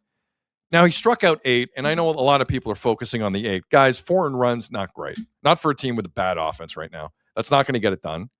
The last home run by Olsen was weird in terms of how that left the park. Yeah. But it wasn't a good high. night for Gosman. Don't look at 8 strikeouts and say it was a great night. Sorry, it wasn't. However, Kevin Gosman after the game took way more blame than he should have taken for not only this loss against a team 21 games above 500, but just generally the way the season's gone. And it was an interesting quote after the game last night. Hit it, as Off the game, 0-2 to a walk, is not great. I mean, that run's going to score, I don't know what the percentages are, but pretty high, I just can't do that. Rough start in the first and really kind of climbing uphill the whole game. I mean, I gave up 4, but, big homer there in the 6th after the boys just tied it up, so, yeah, I mean, not happy about that. I feel like we take, 4 steps forward and 2 steps back, so really kind of haven't hit our stride yet. Yeah. I mean, listen, in terms of the last thing he said, yes, they haven't hit their stride. No kidding. Not even close. They haven't come close to hitting their stride. But I mean, Edward in the chat, Gosman not a number 1 anymore. Part of me agrees with you. I still like Kevin Gosman a lot. In the last year of a contract, we got our money's worth in that contract. Oh, of course they did. Still keeps you in every game. But in terms of what happened in that game last night, offensively, there are some guys who are just lost. Vladimir Guerrero Jr. is on pace for 8 home runs this year. Ridiculous. And 64 RBI. 8 home runs, 64. Azo, it's June. Yeah, which is the month. Blair said this yesterday on Blair and Barker. It's the month he's hit the most home runs in his career every season. Okay. So now let's see what happens. So if he has a really good month, he's on pace for 15 home runs this season. Maybe. Yeah. Oh, whoa. No, you're whoa, right. MVP. You're right. Look out. Look out, Vladdy. $500 million contract, man. Did you hear Jay's talk last night? No. A caller called in and really got on Vladdy he hit into a double play late in the game, in the 8th inning, I believe. And again, he pulled up, he jogged halfway. That's driving me insane. Like, I get it, you do that at times, but in the 8th inning, you're down 1 run. You can't try and hustle for $500 million. You can't try to hustle that out to try and extend the inning. Like, come on, man. No, we're not. Like, you pick and choose your spots where you do that. I'm not on a guy he has to do it every time. But yeah, a caller picked up on it, and then it went off a little bit. Could be worse in the chat. I don't know if this is real or just sarcasm. Either way, it's interesting. Vladdy is on pace for 100 ground into double plays. You know what? It's such a wild number, but it feels correct. Yeah. I don't know if that's right or sarcasm. Worse than Vladdy. At least he got a couple of hits last night. Springer looked absolutely lost. I don't know. You can't blame that on the toe. There's a lot he fell on his ass taking a swing last night. Yes. I haven't seen that. Like, I know sometimes he swings out of his shoes, but last night he just looked like he's completely lost. There's a lot of people in this chat right now done with the jogging to first from Vlad. Yeah. Done. But, like, again, I know it happens at times. It's the majors. But in the 8th inning, when you're down 1 run, trying to beat that out, like, they had the guy. Dude, 4 guys in their lineup last night had multiple hits. And they weren't even, like you said, it felt like they were never in that game. Do you know that? No, there was a bunch of guys with multiple hits. I saw that. The guy, I think they had 9 hits total. Yeah, they out-hit them. Can you not score some runs with 9 hits? That's insane. Jesus. Like, figure it out. It's a big park. It's a big ballpark down in Atlanta. There's some space in the gaps. Use it. So I got a clip for you from John Schneider before the game. This is pre-game when Arden, after finally, or do you want to do the injury updates first or do this? We'll do the injury updates at the end. Injury updates at the end. Okay. So which clip is this? So this one, Arden asked, like, what can you take away from Baltimore where your first 2 games went really well and then the last 2 games not so well? Again, this was before the game last night. This is pre-game last night. So Arden's still talking about Baltimore a little bit. Yes. He goes back to Baltimore and what happens. And you'll hear the question in it as well. Is there anything in Baltimore do you think you guys can carry over? Obviously, the last 2 games didn't go your way. Yeah. You can carry over into this? Yeah, I mean, I think the way we came back in one of the games, I think the way the bullpen stepped up in a couple of the games, and I think the way, certain guys swung the bat, I think hopefully that carries over. And we're at the point where I think when we can get some guys swinging the bat consistently, especially the top of the order, I think that'd be key for us and allow for a little bit less of these 1-run games and using some bullpen arms. So I think it's there, the offensive stuff, the slug, the on base is there. Just need everyone to kind of do it, at the same time, and I think you can start playing in sync a little bit more. Didn't Lucas get a couple hits too? He did. Like, he was okay. No, but there's only 2 guys who are consistently at the top of the order. I know. Everybody else moves around them. I don't want to get into that too. Again, let's just have some consistency. But are we really going to have a go at George Springer? Like, honestly. See, but this is the bind that the Jays are in right now. Where do you honestly criticize the offense? Because Jimenez, it's never been his thing. No. That's not why he's here. He's giving you a little bit. It's not why he's here. Ernie Clement's not having a terrible year. He's not. No, he's not. But it depends again where you are. There's no, number one, there's no stability in this order, and there's no predictability in this order, which are two of the major things you need in baseball. You need to know what you're doing. Like last year, we celebrated them because everybody knows their role. What's people's roles this year? Ernie sometimes is hitting 2, sometimes he's hitting 8. Sometimes, like, everyone's all over the place. There's no stability. There's no predictability. But they kind of did that last year too. Now they settled a bit more in the lineup. Ernie was the more they won. No, it was either Nathan Lucas is hitting second or David Schneider's hitting second. The rest of the order pretty much stayed the same because you had a solidified 4-hitter. Like you don't have any stability of who's your run producers. Top of the order should set the table. Middle of the order should produce runs. The bottom of the order just needs to turn the lineup over so you get it going again, which is what they were doing last year. Right. This year, they're not doing it. Like Okamoto's had he's leading them in home runs, and he's had like the biggest up and down season at all. A lot of strikeouts from Okamoto. It's just everything goes back to me to Ross at this point now because you did nothing to solidify anything. Like, what's their strength right now? It was starting pitcher until everybody's down, and now you're having two starter days out of 5 out of every rotation. I still can't believe that's the thing. Like this was the game. You want to say Gosman's not a number 1? This is the game in the series you should have won. Because today you got Patrick Corbin, a guy you're paying you picked up off the street for $1 million, and then you got a TBD still for game 3 of this series. Like Gosman was a game you should have won. Grant Holmes will walk guys tonight for Atlanta. Yeah. Now for the Jays it won't matter because you can't drive him in. Right. So even if you walk him, but the Vladimir Guerrero Jr. discussion is it's got to start picking up. It's uncomfortable, man. Yes. Like this is uncomfortable. He's not on pace for a down year. He's not on pace for a bad year. He's on pace for a disastrous year. On the first year of a $500 million If you pay contract. him $500 million and the first time you see him the next year, he gets 8 home runs, 8, which is what he's on pace for now. If he has a typical great June, he's on pace for 15 or 16. Yeah. It's crazy. We're dancing around. I think this market's been polite with Vladdy for these 2 months. Let's cut the crap. This market's been very kind. The Leafs have been a circus. There's all kinds of stuff going on. Like there's been distractions at every turn. It's crazy. Those good vibes from the World Series are about to run out like quick. And I'm tired of hearing how bad the rest of the American League is because that's going to run out soon. Doesn't mean you have to be bad. The Mariners are figuring it out. Texas is figuring it out. So you better start figuring it out.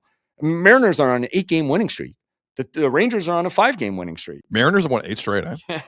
And they've had some like infighting with openers and they've had pitchers not happy. Yeah. They've had some stuff's been going on. But they're doing it the right way. They're starting to come around. Baltimore, again, with their plate discipline that you're going to see coming up again, they're a team who could put it together. I am starting to really worry about this team. And to bet on, well, Barger's going to come back. He's going to hit a bunch of home runs, even though he's never really done that in his career. No, it's not consistently. His MO. It's not his MO. You can't count on that. I'm sorry. Mike in the chat, Vladdy needs to drop to 7th in the order until proven otherwise. Again, 0 for 6 with runners in scoring position last night. I am all for whatever works with Vladdy. The problem is this organization isn't good at sending messages to players who aren't DFA worthy. Yeah. They're tough guys when they want to be tough guys. With Vladdy, it's never like that. It's never like that. Like I'm seeing, I should have marked the comment in the chat. Someone said Vladdy runs faster to the Gatorade jug after a game than he does to first base. And it's bang on. But dude, know your spots. In the 8th inning, when you're down 1 run in a game you can really use to bring your team out of this, that's when you're going to do it. And you just concede to the double play. They got to pull a double play. That's why they were good last year. They were hustling. They were running. They're not even stealing bases anymore. So partly on the thing on Schneider too. What happened to producing runs when your guys aren't hitting? I don't see any of that anymore. There's nothing going on. Like nothing.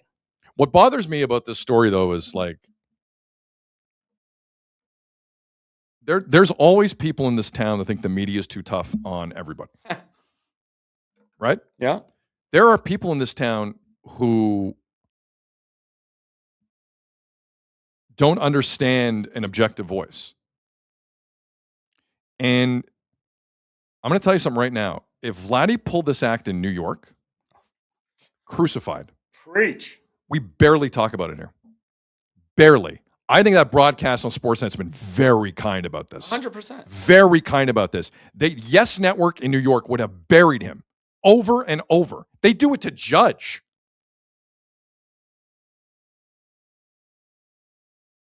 So as a media person in this town, whoever you are, how are you supposed to react to this? He's on pace for 8 home runs.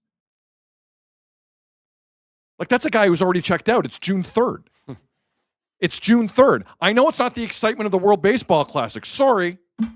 It's just a regular Major League Baseball game that you get paid for. Sorry to disappoint you, Vladdy. Wish it could be more exciting.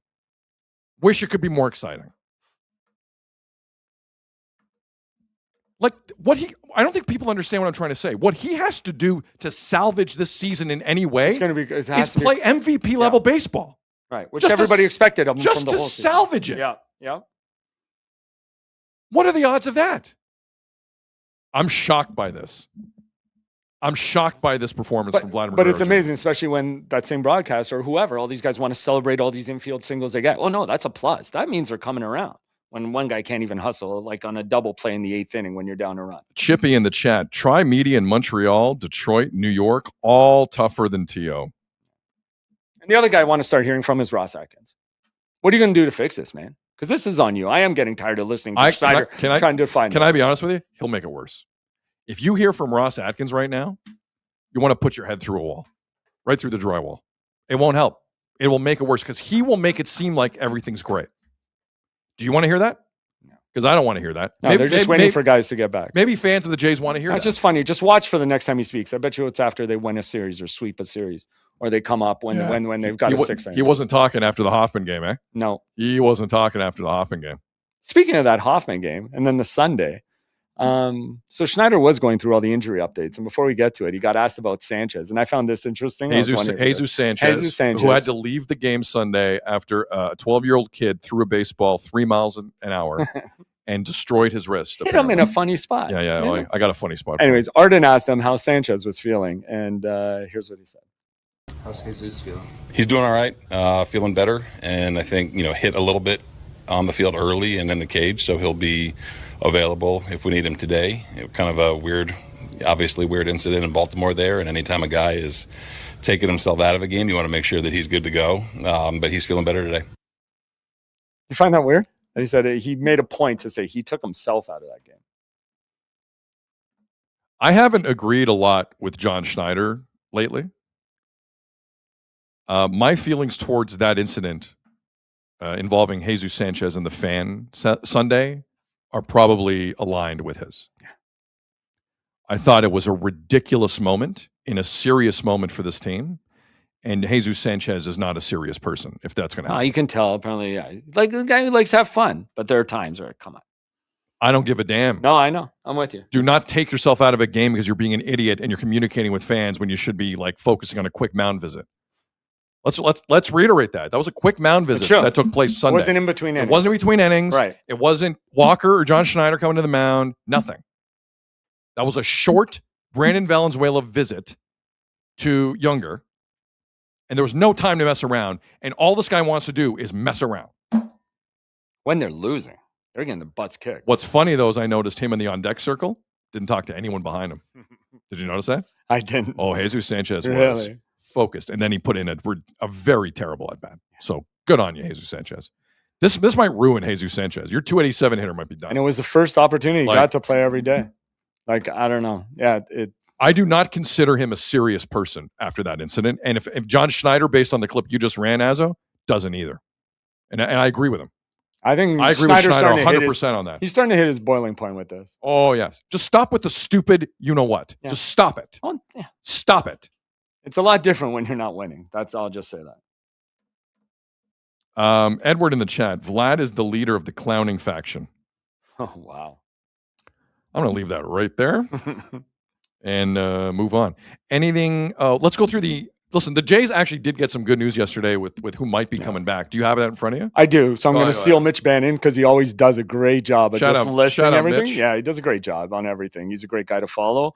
But here are all the answers. Dylan Cease threw a bullpen yesterday and doing some change of direction, running stuff. If all goes well, he'll pitch in Buffalo on Thursday. Jays still have to talk with Cease, but could be a one and done, then back to MLB. And I believe in the pregame, he told Arden, then he won't be on a pitch count or anything. He's just, when he's back, he's full go. Max Scherzer threw a bullpen on Tuesday. Will throw again in Buffalo on Friday, shooting for 60-plus pitches. Alejandro Kirk will DH with Dunedin yesterday, starting a rehab assignment. Will need 20-ish at-bats. Shane Bieber is in Toronto right now, throwing a bullpen today. Next start in Buffalo, potentially Saturday. So Buffalo's a place to be. I was going to say, which, by the way, okay, well, hold on. We'll finish this. Tommy Nance threw a live bullpen on Monday and will pitch in Buffalo on Friday. Him in Buffalo, too. Yimi Garcia. Now, this could be a big one, too, because I feel like some of these, they just disappear. We hear they're close, and then it just disappears. Jimmy Garcia, we haven't heard about in a while. We'll throw an inning with Dunedin on Wednesday. An inning. So we'll see where that goes. Addison Barger is in Florida, hitting and throwing, so maybe he's close. Lenine Sosa has begun a hitting progression in Florida. Yeah, don't expect to see him back. By the way, as a hold it there. Because I've heard a lot of Yimi Garcia and Jimmy Garcia. Yeah, I always say Yimi. I don't know. To be honest, I don't know. We got to figure it out. All right, because I think I've heard a lot of the Canadian guys just say Jimmy because it's easier. I think it is Jimmy. It's just all right. I don't know. I like saying Yimmy. I think it's Yimmy. I think it should be Yimmy. Yimmy wins. Anyways, that's it. By the way, getting a lot of questions about the hat I'm wearing today. What is it? Go full screen. Go full screen if you're talking about it. Go full. It is a Buffalo Bison's hat. Went a weekend with two buddies, actually. I think they took their kids. And like Baltimore did the Star Wars weekend, they were doing an Avengers weekend. And this was the logo they created with the Avengers guy, with the Marvel guy, I guess you should say. And they were just selling them for that weekend. It was 40% off, which is why I bought it. But I thought it was a pretty cool hat. Look at that. It's pretty cool hat. The Avengers Bisons. Deals. That's what it is. That's it. That's actually a crazy hat. It is a pretty cool hat, right? It's especially for somebody who lives in the frozen tundra up here. It's menacing. It is. Wow. Love it. Yeah, It's supposed to be like an Avenger Bison. There you go. Anyway.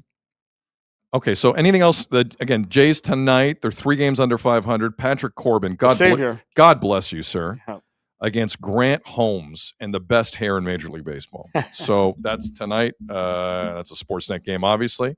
Anything else on the Jays? No. I think we emptied the Gatorade bin on the Jays pretty quickly. There's more, but we'll save it. I do want to get more into the front office, what they could and what they haven't done. By the way, because we acknowledged the huge night at the Canadian Screen Awards for Hazel May recently. It was announced today, Chris Cuthbert is going into the Hockey Hall of Fame. Wow. For Chris. I mean, long time. Chris Cuthbert is the recipient of the Foster Hewitt Award for 2026. So he will be part of the induction night on Monday, November the 9th of this year in Toronto. Chris Cuthbert has done it all and is a Hall of Famer in this country. And honestly, I was shocked he didn't already get that award, if I'm being honest. Sure. I was a little surprised. But shout out Chris Cuthbert. And that's amazing. Well deserved. Man, CFL, Good hockey, CBC, all of it. TSN, Sportsnet. He's worked everywhere. He's done everything. He's one of the GOATs in this country. So shout out Chris Cuthbert. Outstanding stuff. People ask me what it costs to get into a Bison's game. You can get a ticket for $20, and there's great seats everywhere. And they do great promotions all the time too. It's like following up on the Jays. And for a while, I can't figure this out, but I know for a while they were taking Canadian money at par. I don't know if they still are, if that passed. Well, yeah, Bison's games. Oh, wow. Hold on. The tickets for this weekend, it's like a World Cup game. No, I'm kidding. Okay. It's like $16-20. Yeah, it's like $20. If you want to go, you definitely get in under $20, and you see from anywhere. It's a good time. It's a really good time at the Bisons. Do you want to do this Canucks thing?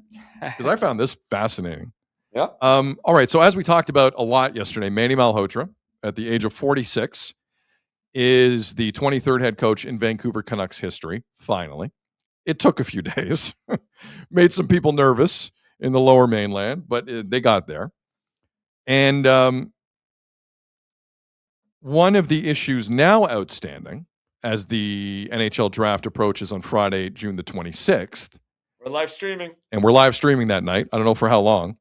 But we'll be live streaming. Definitely past the Canucks. On YouTube, X, and Facebook on the Sid Seixeiro Show, powered by Sick Media. Leafs have the first pick as of right now. San Jose Sharks have the second pick as of right now. Third pick as of right now. Vancouver Canucks. And Caleb Malhotra, the son of Manny Malhotra, is rocketing up trade boards across North America. Brantford Bulldogs center, 84 points in 67 games in the regular season. In the playoffs, he really slowed down. Just kidding. 26 points in 15 games in the playoffs. So Caleb Malhotra has caught a lot of eyes this season. Manny Malhotra is coaching the Canucks. Could Caleb Malhotra be a pick that high? Those in the know will tell you, I am no draft expert, but those in the know will suggest it's not a stretch. Especially if you're not enamored with the defenseman, which I find hard to believe considering the type of prospects that are being talked about here. Like, Azzo, you said yesterday the Canucks had dinner with Chase Reed? I think tomorrow night, Thursday night, they were scheduled. Yeah, Chris John, somebody had that. Yeah, that they were taking Chase Reed out for dinner. It's going to take something special for a team after the first couple of picks to go off of a defenseman. You never know. But the top 6 is pretty much projected 3 forwards, 3 defensemen, right? Listen, it depends. Yeah. That's not cemented. Yeah. If the top of the draft, I got news for you. If the top of the draft isn't exactly cemented, 3, 4, 5, 6 isn't. Yeah, that's fair. I can guarantee you that. Very fair. So Caleb Malhotra potentially playing in Vancouver for his dad is on the table here. And it's not a stretch. Malhotra's turning into that kind of prospect. So yesterday, after news became official Sunday night, Ryan Johnson, the new GM of the Canucks, who's in Buffalo at the Combine from his hotel room, did a 20, 30-minute Zoom call with reporters to talk about it. And one of the first questions he got, this is how top of mind this is in Vancouver. One of the first questions he got was the chances of Manny Malhotra coaching his son, Caleb Malhotra. And have there been conversations along those lines? And this is a longer clip than we normally run. But the one thing I'm noticing about Ryan Johnson, the new GM in Vancouver, is I'm really enjoying listening to him. Because he gives you a good mix of honesty and political discourse. Because he has to as a GM. He can't give you everything. But he's more honest now in the early days. That'll change in Vancouver. It's a tough market. But in the early days, you're getting like a rare, kind of really honest executive in Vancouver, and not like destructively honest like Jim Rutherford. Like just kind of regularly honest, good-natured honest. And this is what the GM of the Vancouver Canucks, Ryan Johnson, said about the conversations he and Manny Malhotra have had about his son potentially being a part of the team. Take a listen. Big question, and I'm going to answer it completely honestly. In the initial discussion with Manny on this position, it was just very clear that each component and decisions and hirings or drafting, none would impact the other based on any certain type scenario. And I mean that in the sense of I had to be very honest and clear with Manny that I want him as the head coach of the Vancouver Canucks. The Vancouver Canucks also sit in a position that his son is possible in where he sits and where the evaluating's gone on throughout the year with our group, that there is a possibility. At what percent I can't tell you, but that the Vancouver Canucks select Caleb. I wanted to make sure that we weren't sitting there June 20th and Manny was in a spot where he said, "Hey, RJ, like, I really wish I would have known that was a scenario, or I really wish there was just a little bit more clarity when we had the initial discussions that this might be a possibility." So I wanted to make sure that he had time to talk with his wife and with his family, understanding that would be a possible scenario, and that there was no hesitation on him moving forward and taking this position. And I felt I owed him that, to have that conversation. And in regards to the draft, as we're going through the process, and obviously decisions still being made, we're at the Combine here going through interviews. We'll have more meetings with our amateur staff that's done an outstanding job getting to know these players. And we'll make our decisions based off of who the best player available is when we pick.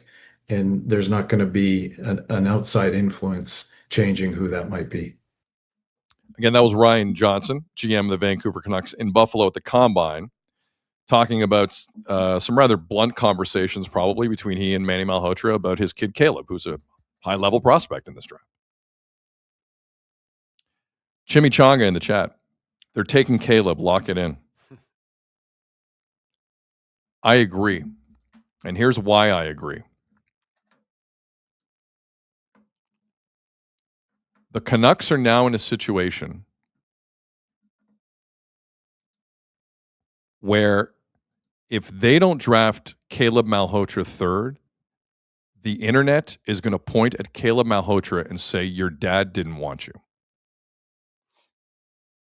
How unfair is that? Think about that for a second. I applaud the Canucks on a lot of what they've done here. This Malhotra thing, though, is now out of their control because the narrative on the young man, if that happens, from a lot of idiots on Twitter, is going to be merciless. And Caleb could end up in a way better spot. I don't know. It's no reflection on Caleb at all. But the Canucks do have to do the best for them. If they think a defenseman's what they need, and they do, you got to go in a different direction. But how's that going to work internally with the Malhotra family is what I'm trying to suss out. Like, I understand everything Ryan Johnson just said. The world is a cruel place, man. Cruel place. And you're really going to put that kid in that position and that family in that position? I don't buy it. I don't buy it. I think internally they've already made this call. I do. I can't confirm anything, but like, I don't see a world where they pass up on his kid and Caleb Malhotra goes 2, 3, 4 picks later, whatever it is. It's just, it puts a lot of stress on the family. Like, I don't think people have really thought this through. The internet is going to be merciless on that, on this kid. Now, maybe no one cares.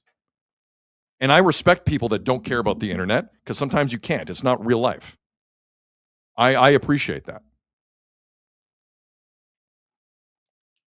But there's going to be that kind of heat on the kid if they pass him up. Think about that for a second. And again, I think Manny Malhotra was 100% the right pick. But this is something I don't know if everyone's thought it through completely how that's going to look for Caleb. Wherever he lands. Listen, you're a top 10 pick in the National Hockey League. It's pretty damn good. But I think about the family if that's how it plays out. I do. Because the internet's a dumb place. And these kids are all on it. All on it. This is 2026. This is not 94. So I hope whatever the Canucks do, that is somewhere in the back of their mind how this looks. Now, is it awkward a little bit if they pick Caleb too? Yes. It can get awkward as well. Like, I think this is tricky. This is tricky. And I hope, however the Canucks play it, and based on what I've heard from Ryan Johnson so far and what we all know from the Sedins, this will be done tactfully and tastefully. But there are elements of social media that will have a field day if Manny Malhotra's team doesn't draft Manny Malhotra's kid, considering the hype Caleb's getting and the resume he has as a junior hockey player, which is a legitimate one. I hope things work out because this is way more of a slippery slope than people are acknowledging. You don't want that kind of discourse out there. That's tough for the kid and the family, honestly. Now, Manny Malhotra's taken the job. Whatever they've talked about internally, he's fine with. So it is what it is. I just want to say that out loud because I haven't heard that enough from anyone of how that would look for the family and what social media would do with that. I think about that sometimes. Maybe I'm wrong. Maybe I'm overthinking it. I overthink a lot of things. But I wanted to throw that out there because Azzo, you know what I'm trying to say with this. I do. And it's a point I haven't heard anywhere. It's a great point because all you're hearing is about the other side. If they do take them, what does that do in the room? Like, how does it affect your teammates knowing that you're the coach's son? And if the coach needs some or you miss curfew, like there's 100 things that are going to make it awkward if you play for them.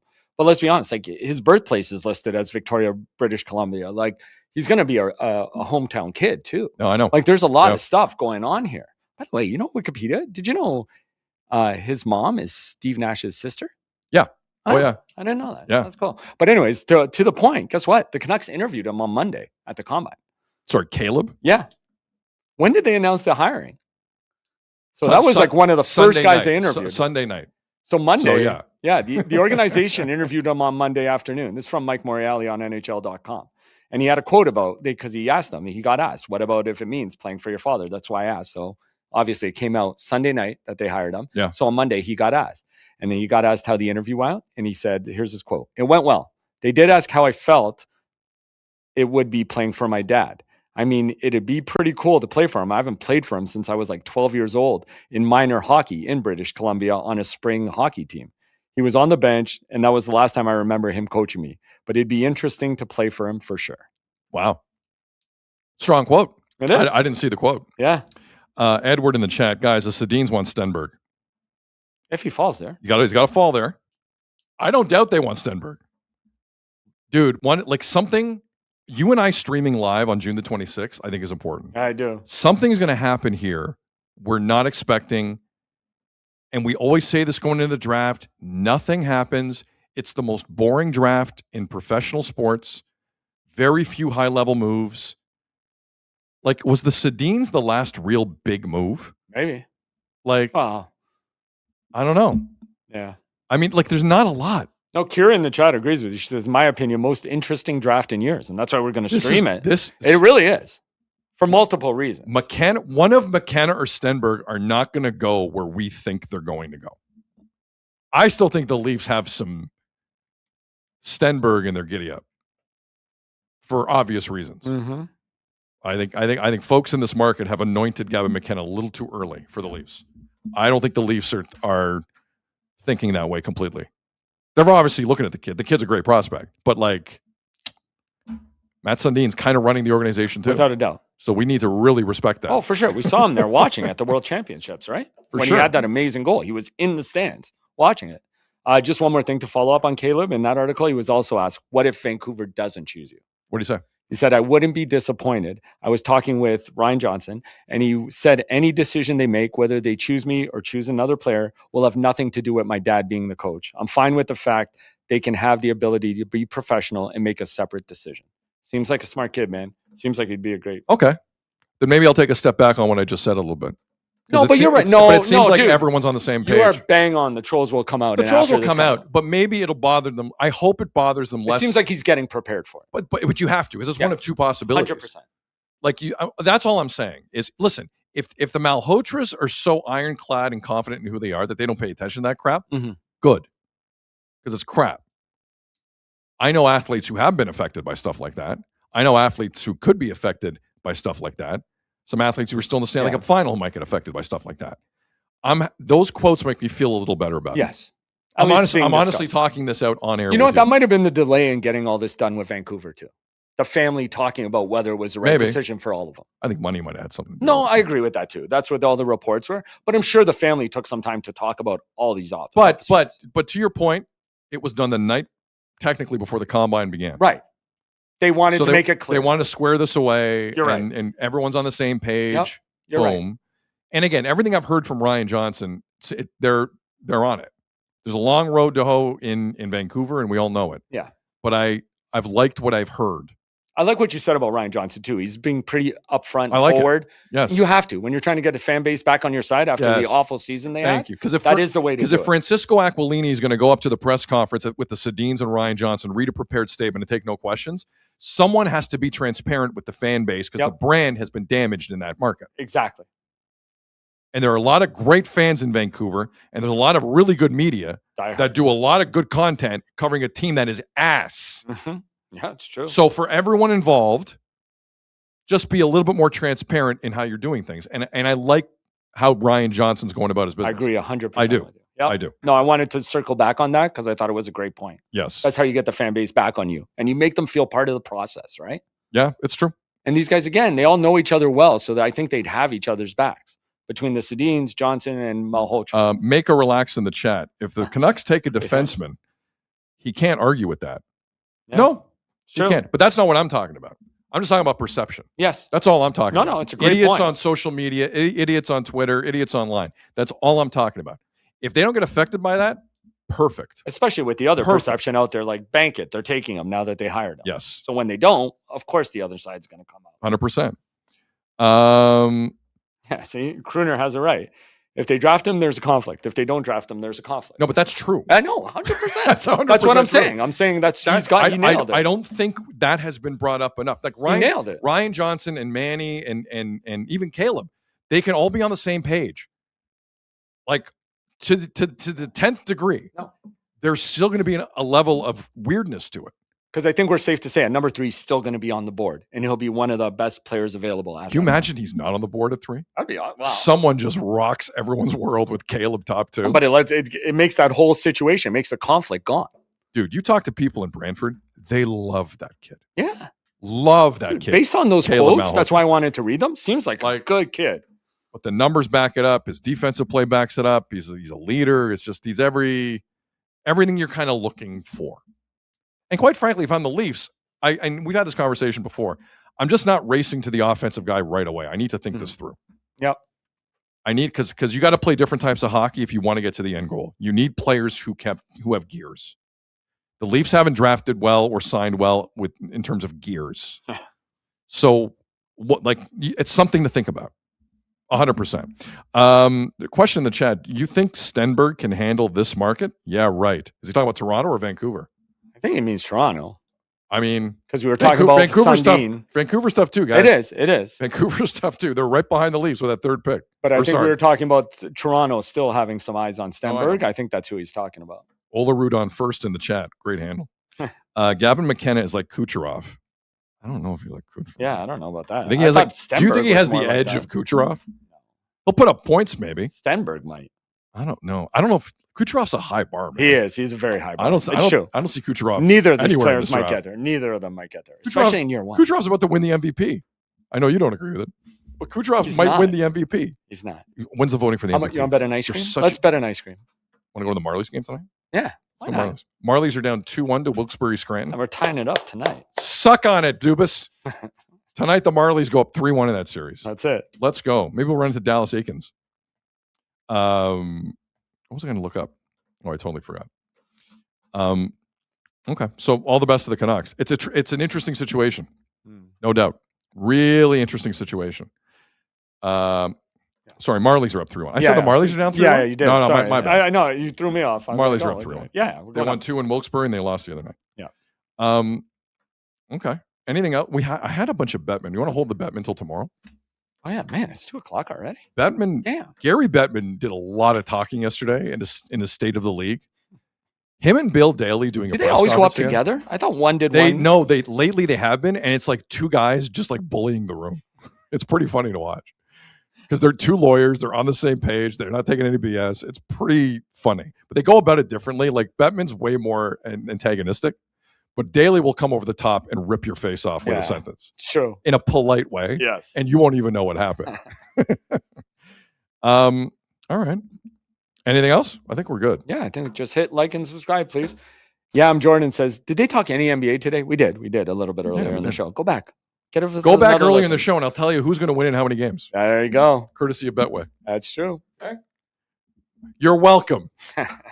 All right. On behalf of Jeff Azzopardi and everyone here at Sick Media, my name's Sid. You've been listening and watching to the Sid Seixeiro Show powered by Sick Media. Enjoy the rest of your day. Oh, we're going to get to Anthony Santander, but we ran out of time. We'll do Santander tomorrow. Enjoy the rest of your day. Let's see what tomorrow brings. Take care. We'll talk soon. And that's a wrap. Hope you don't miss us too much until next time. Follow the Sid Seixeiro Show on YouTube, X, Instagram, Facebook, and wherever you get your podcasts.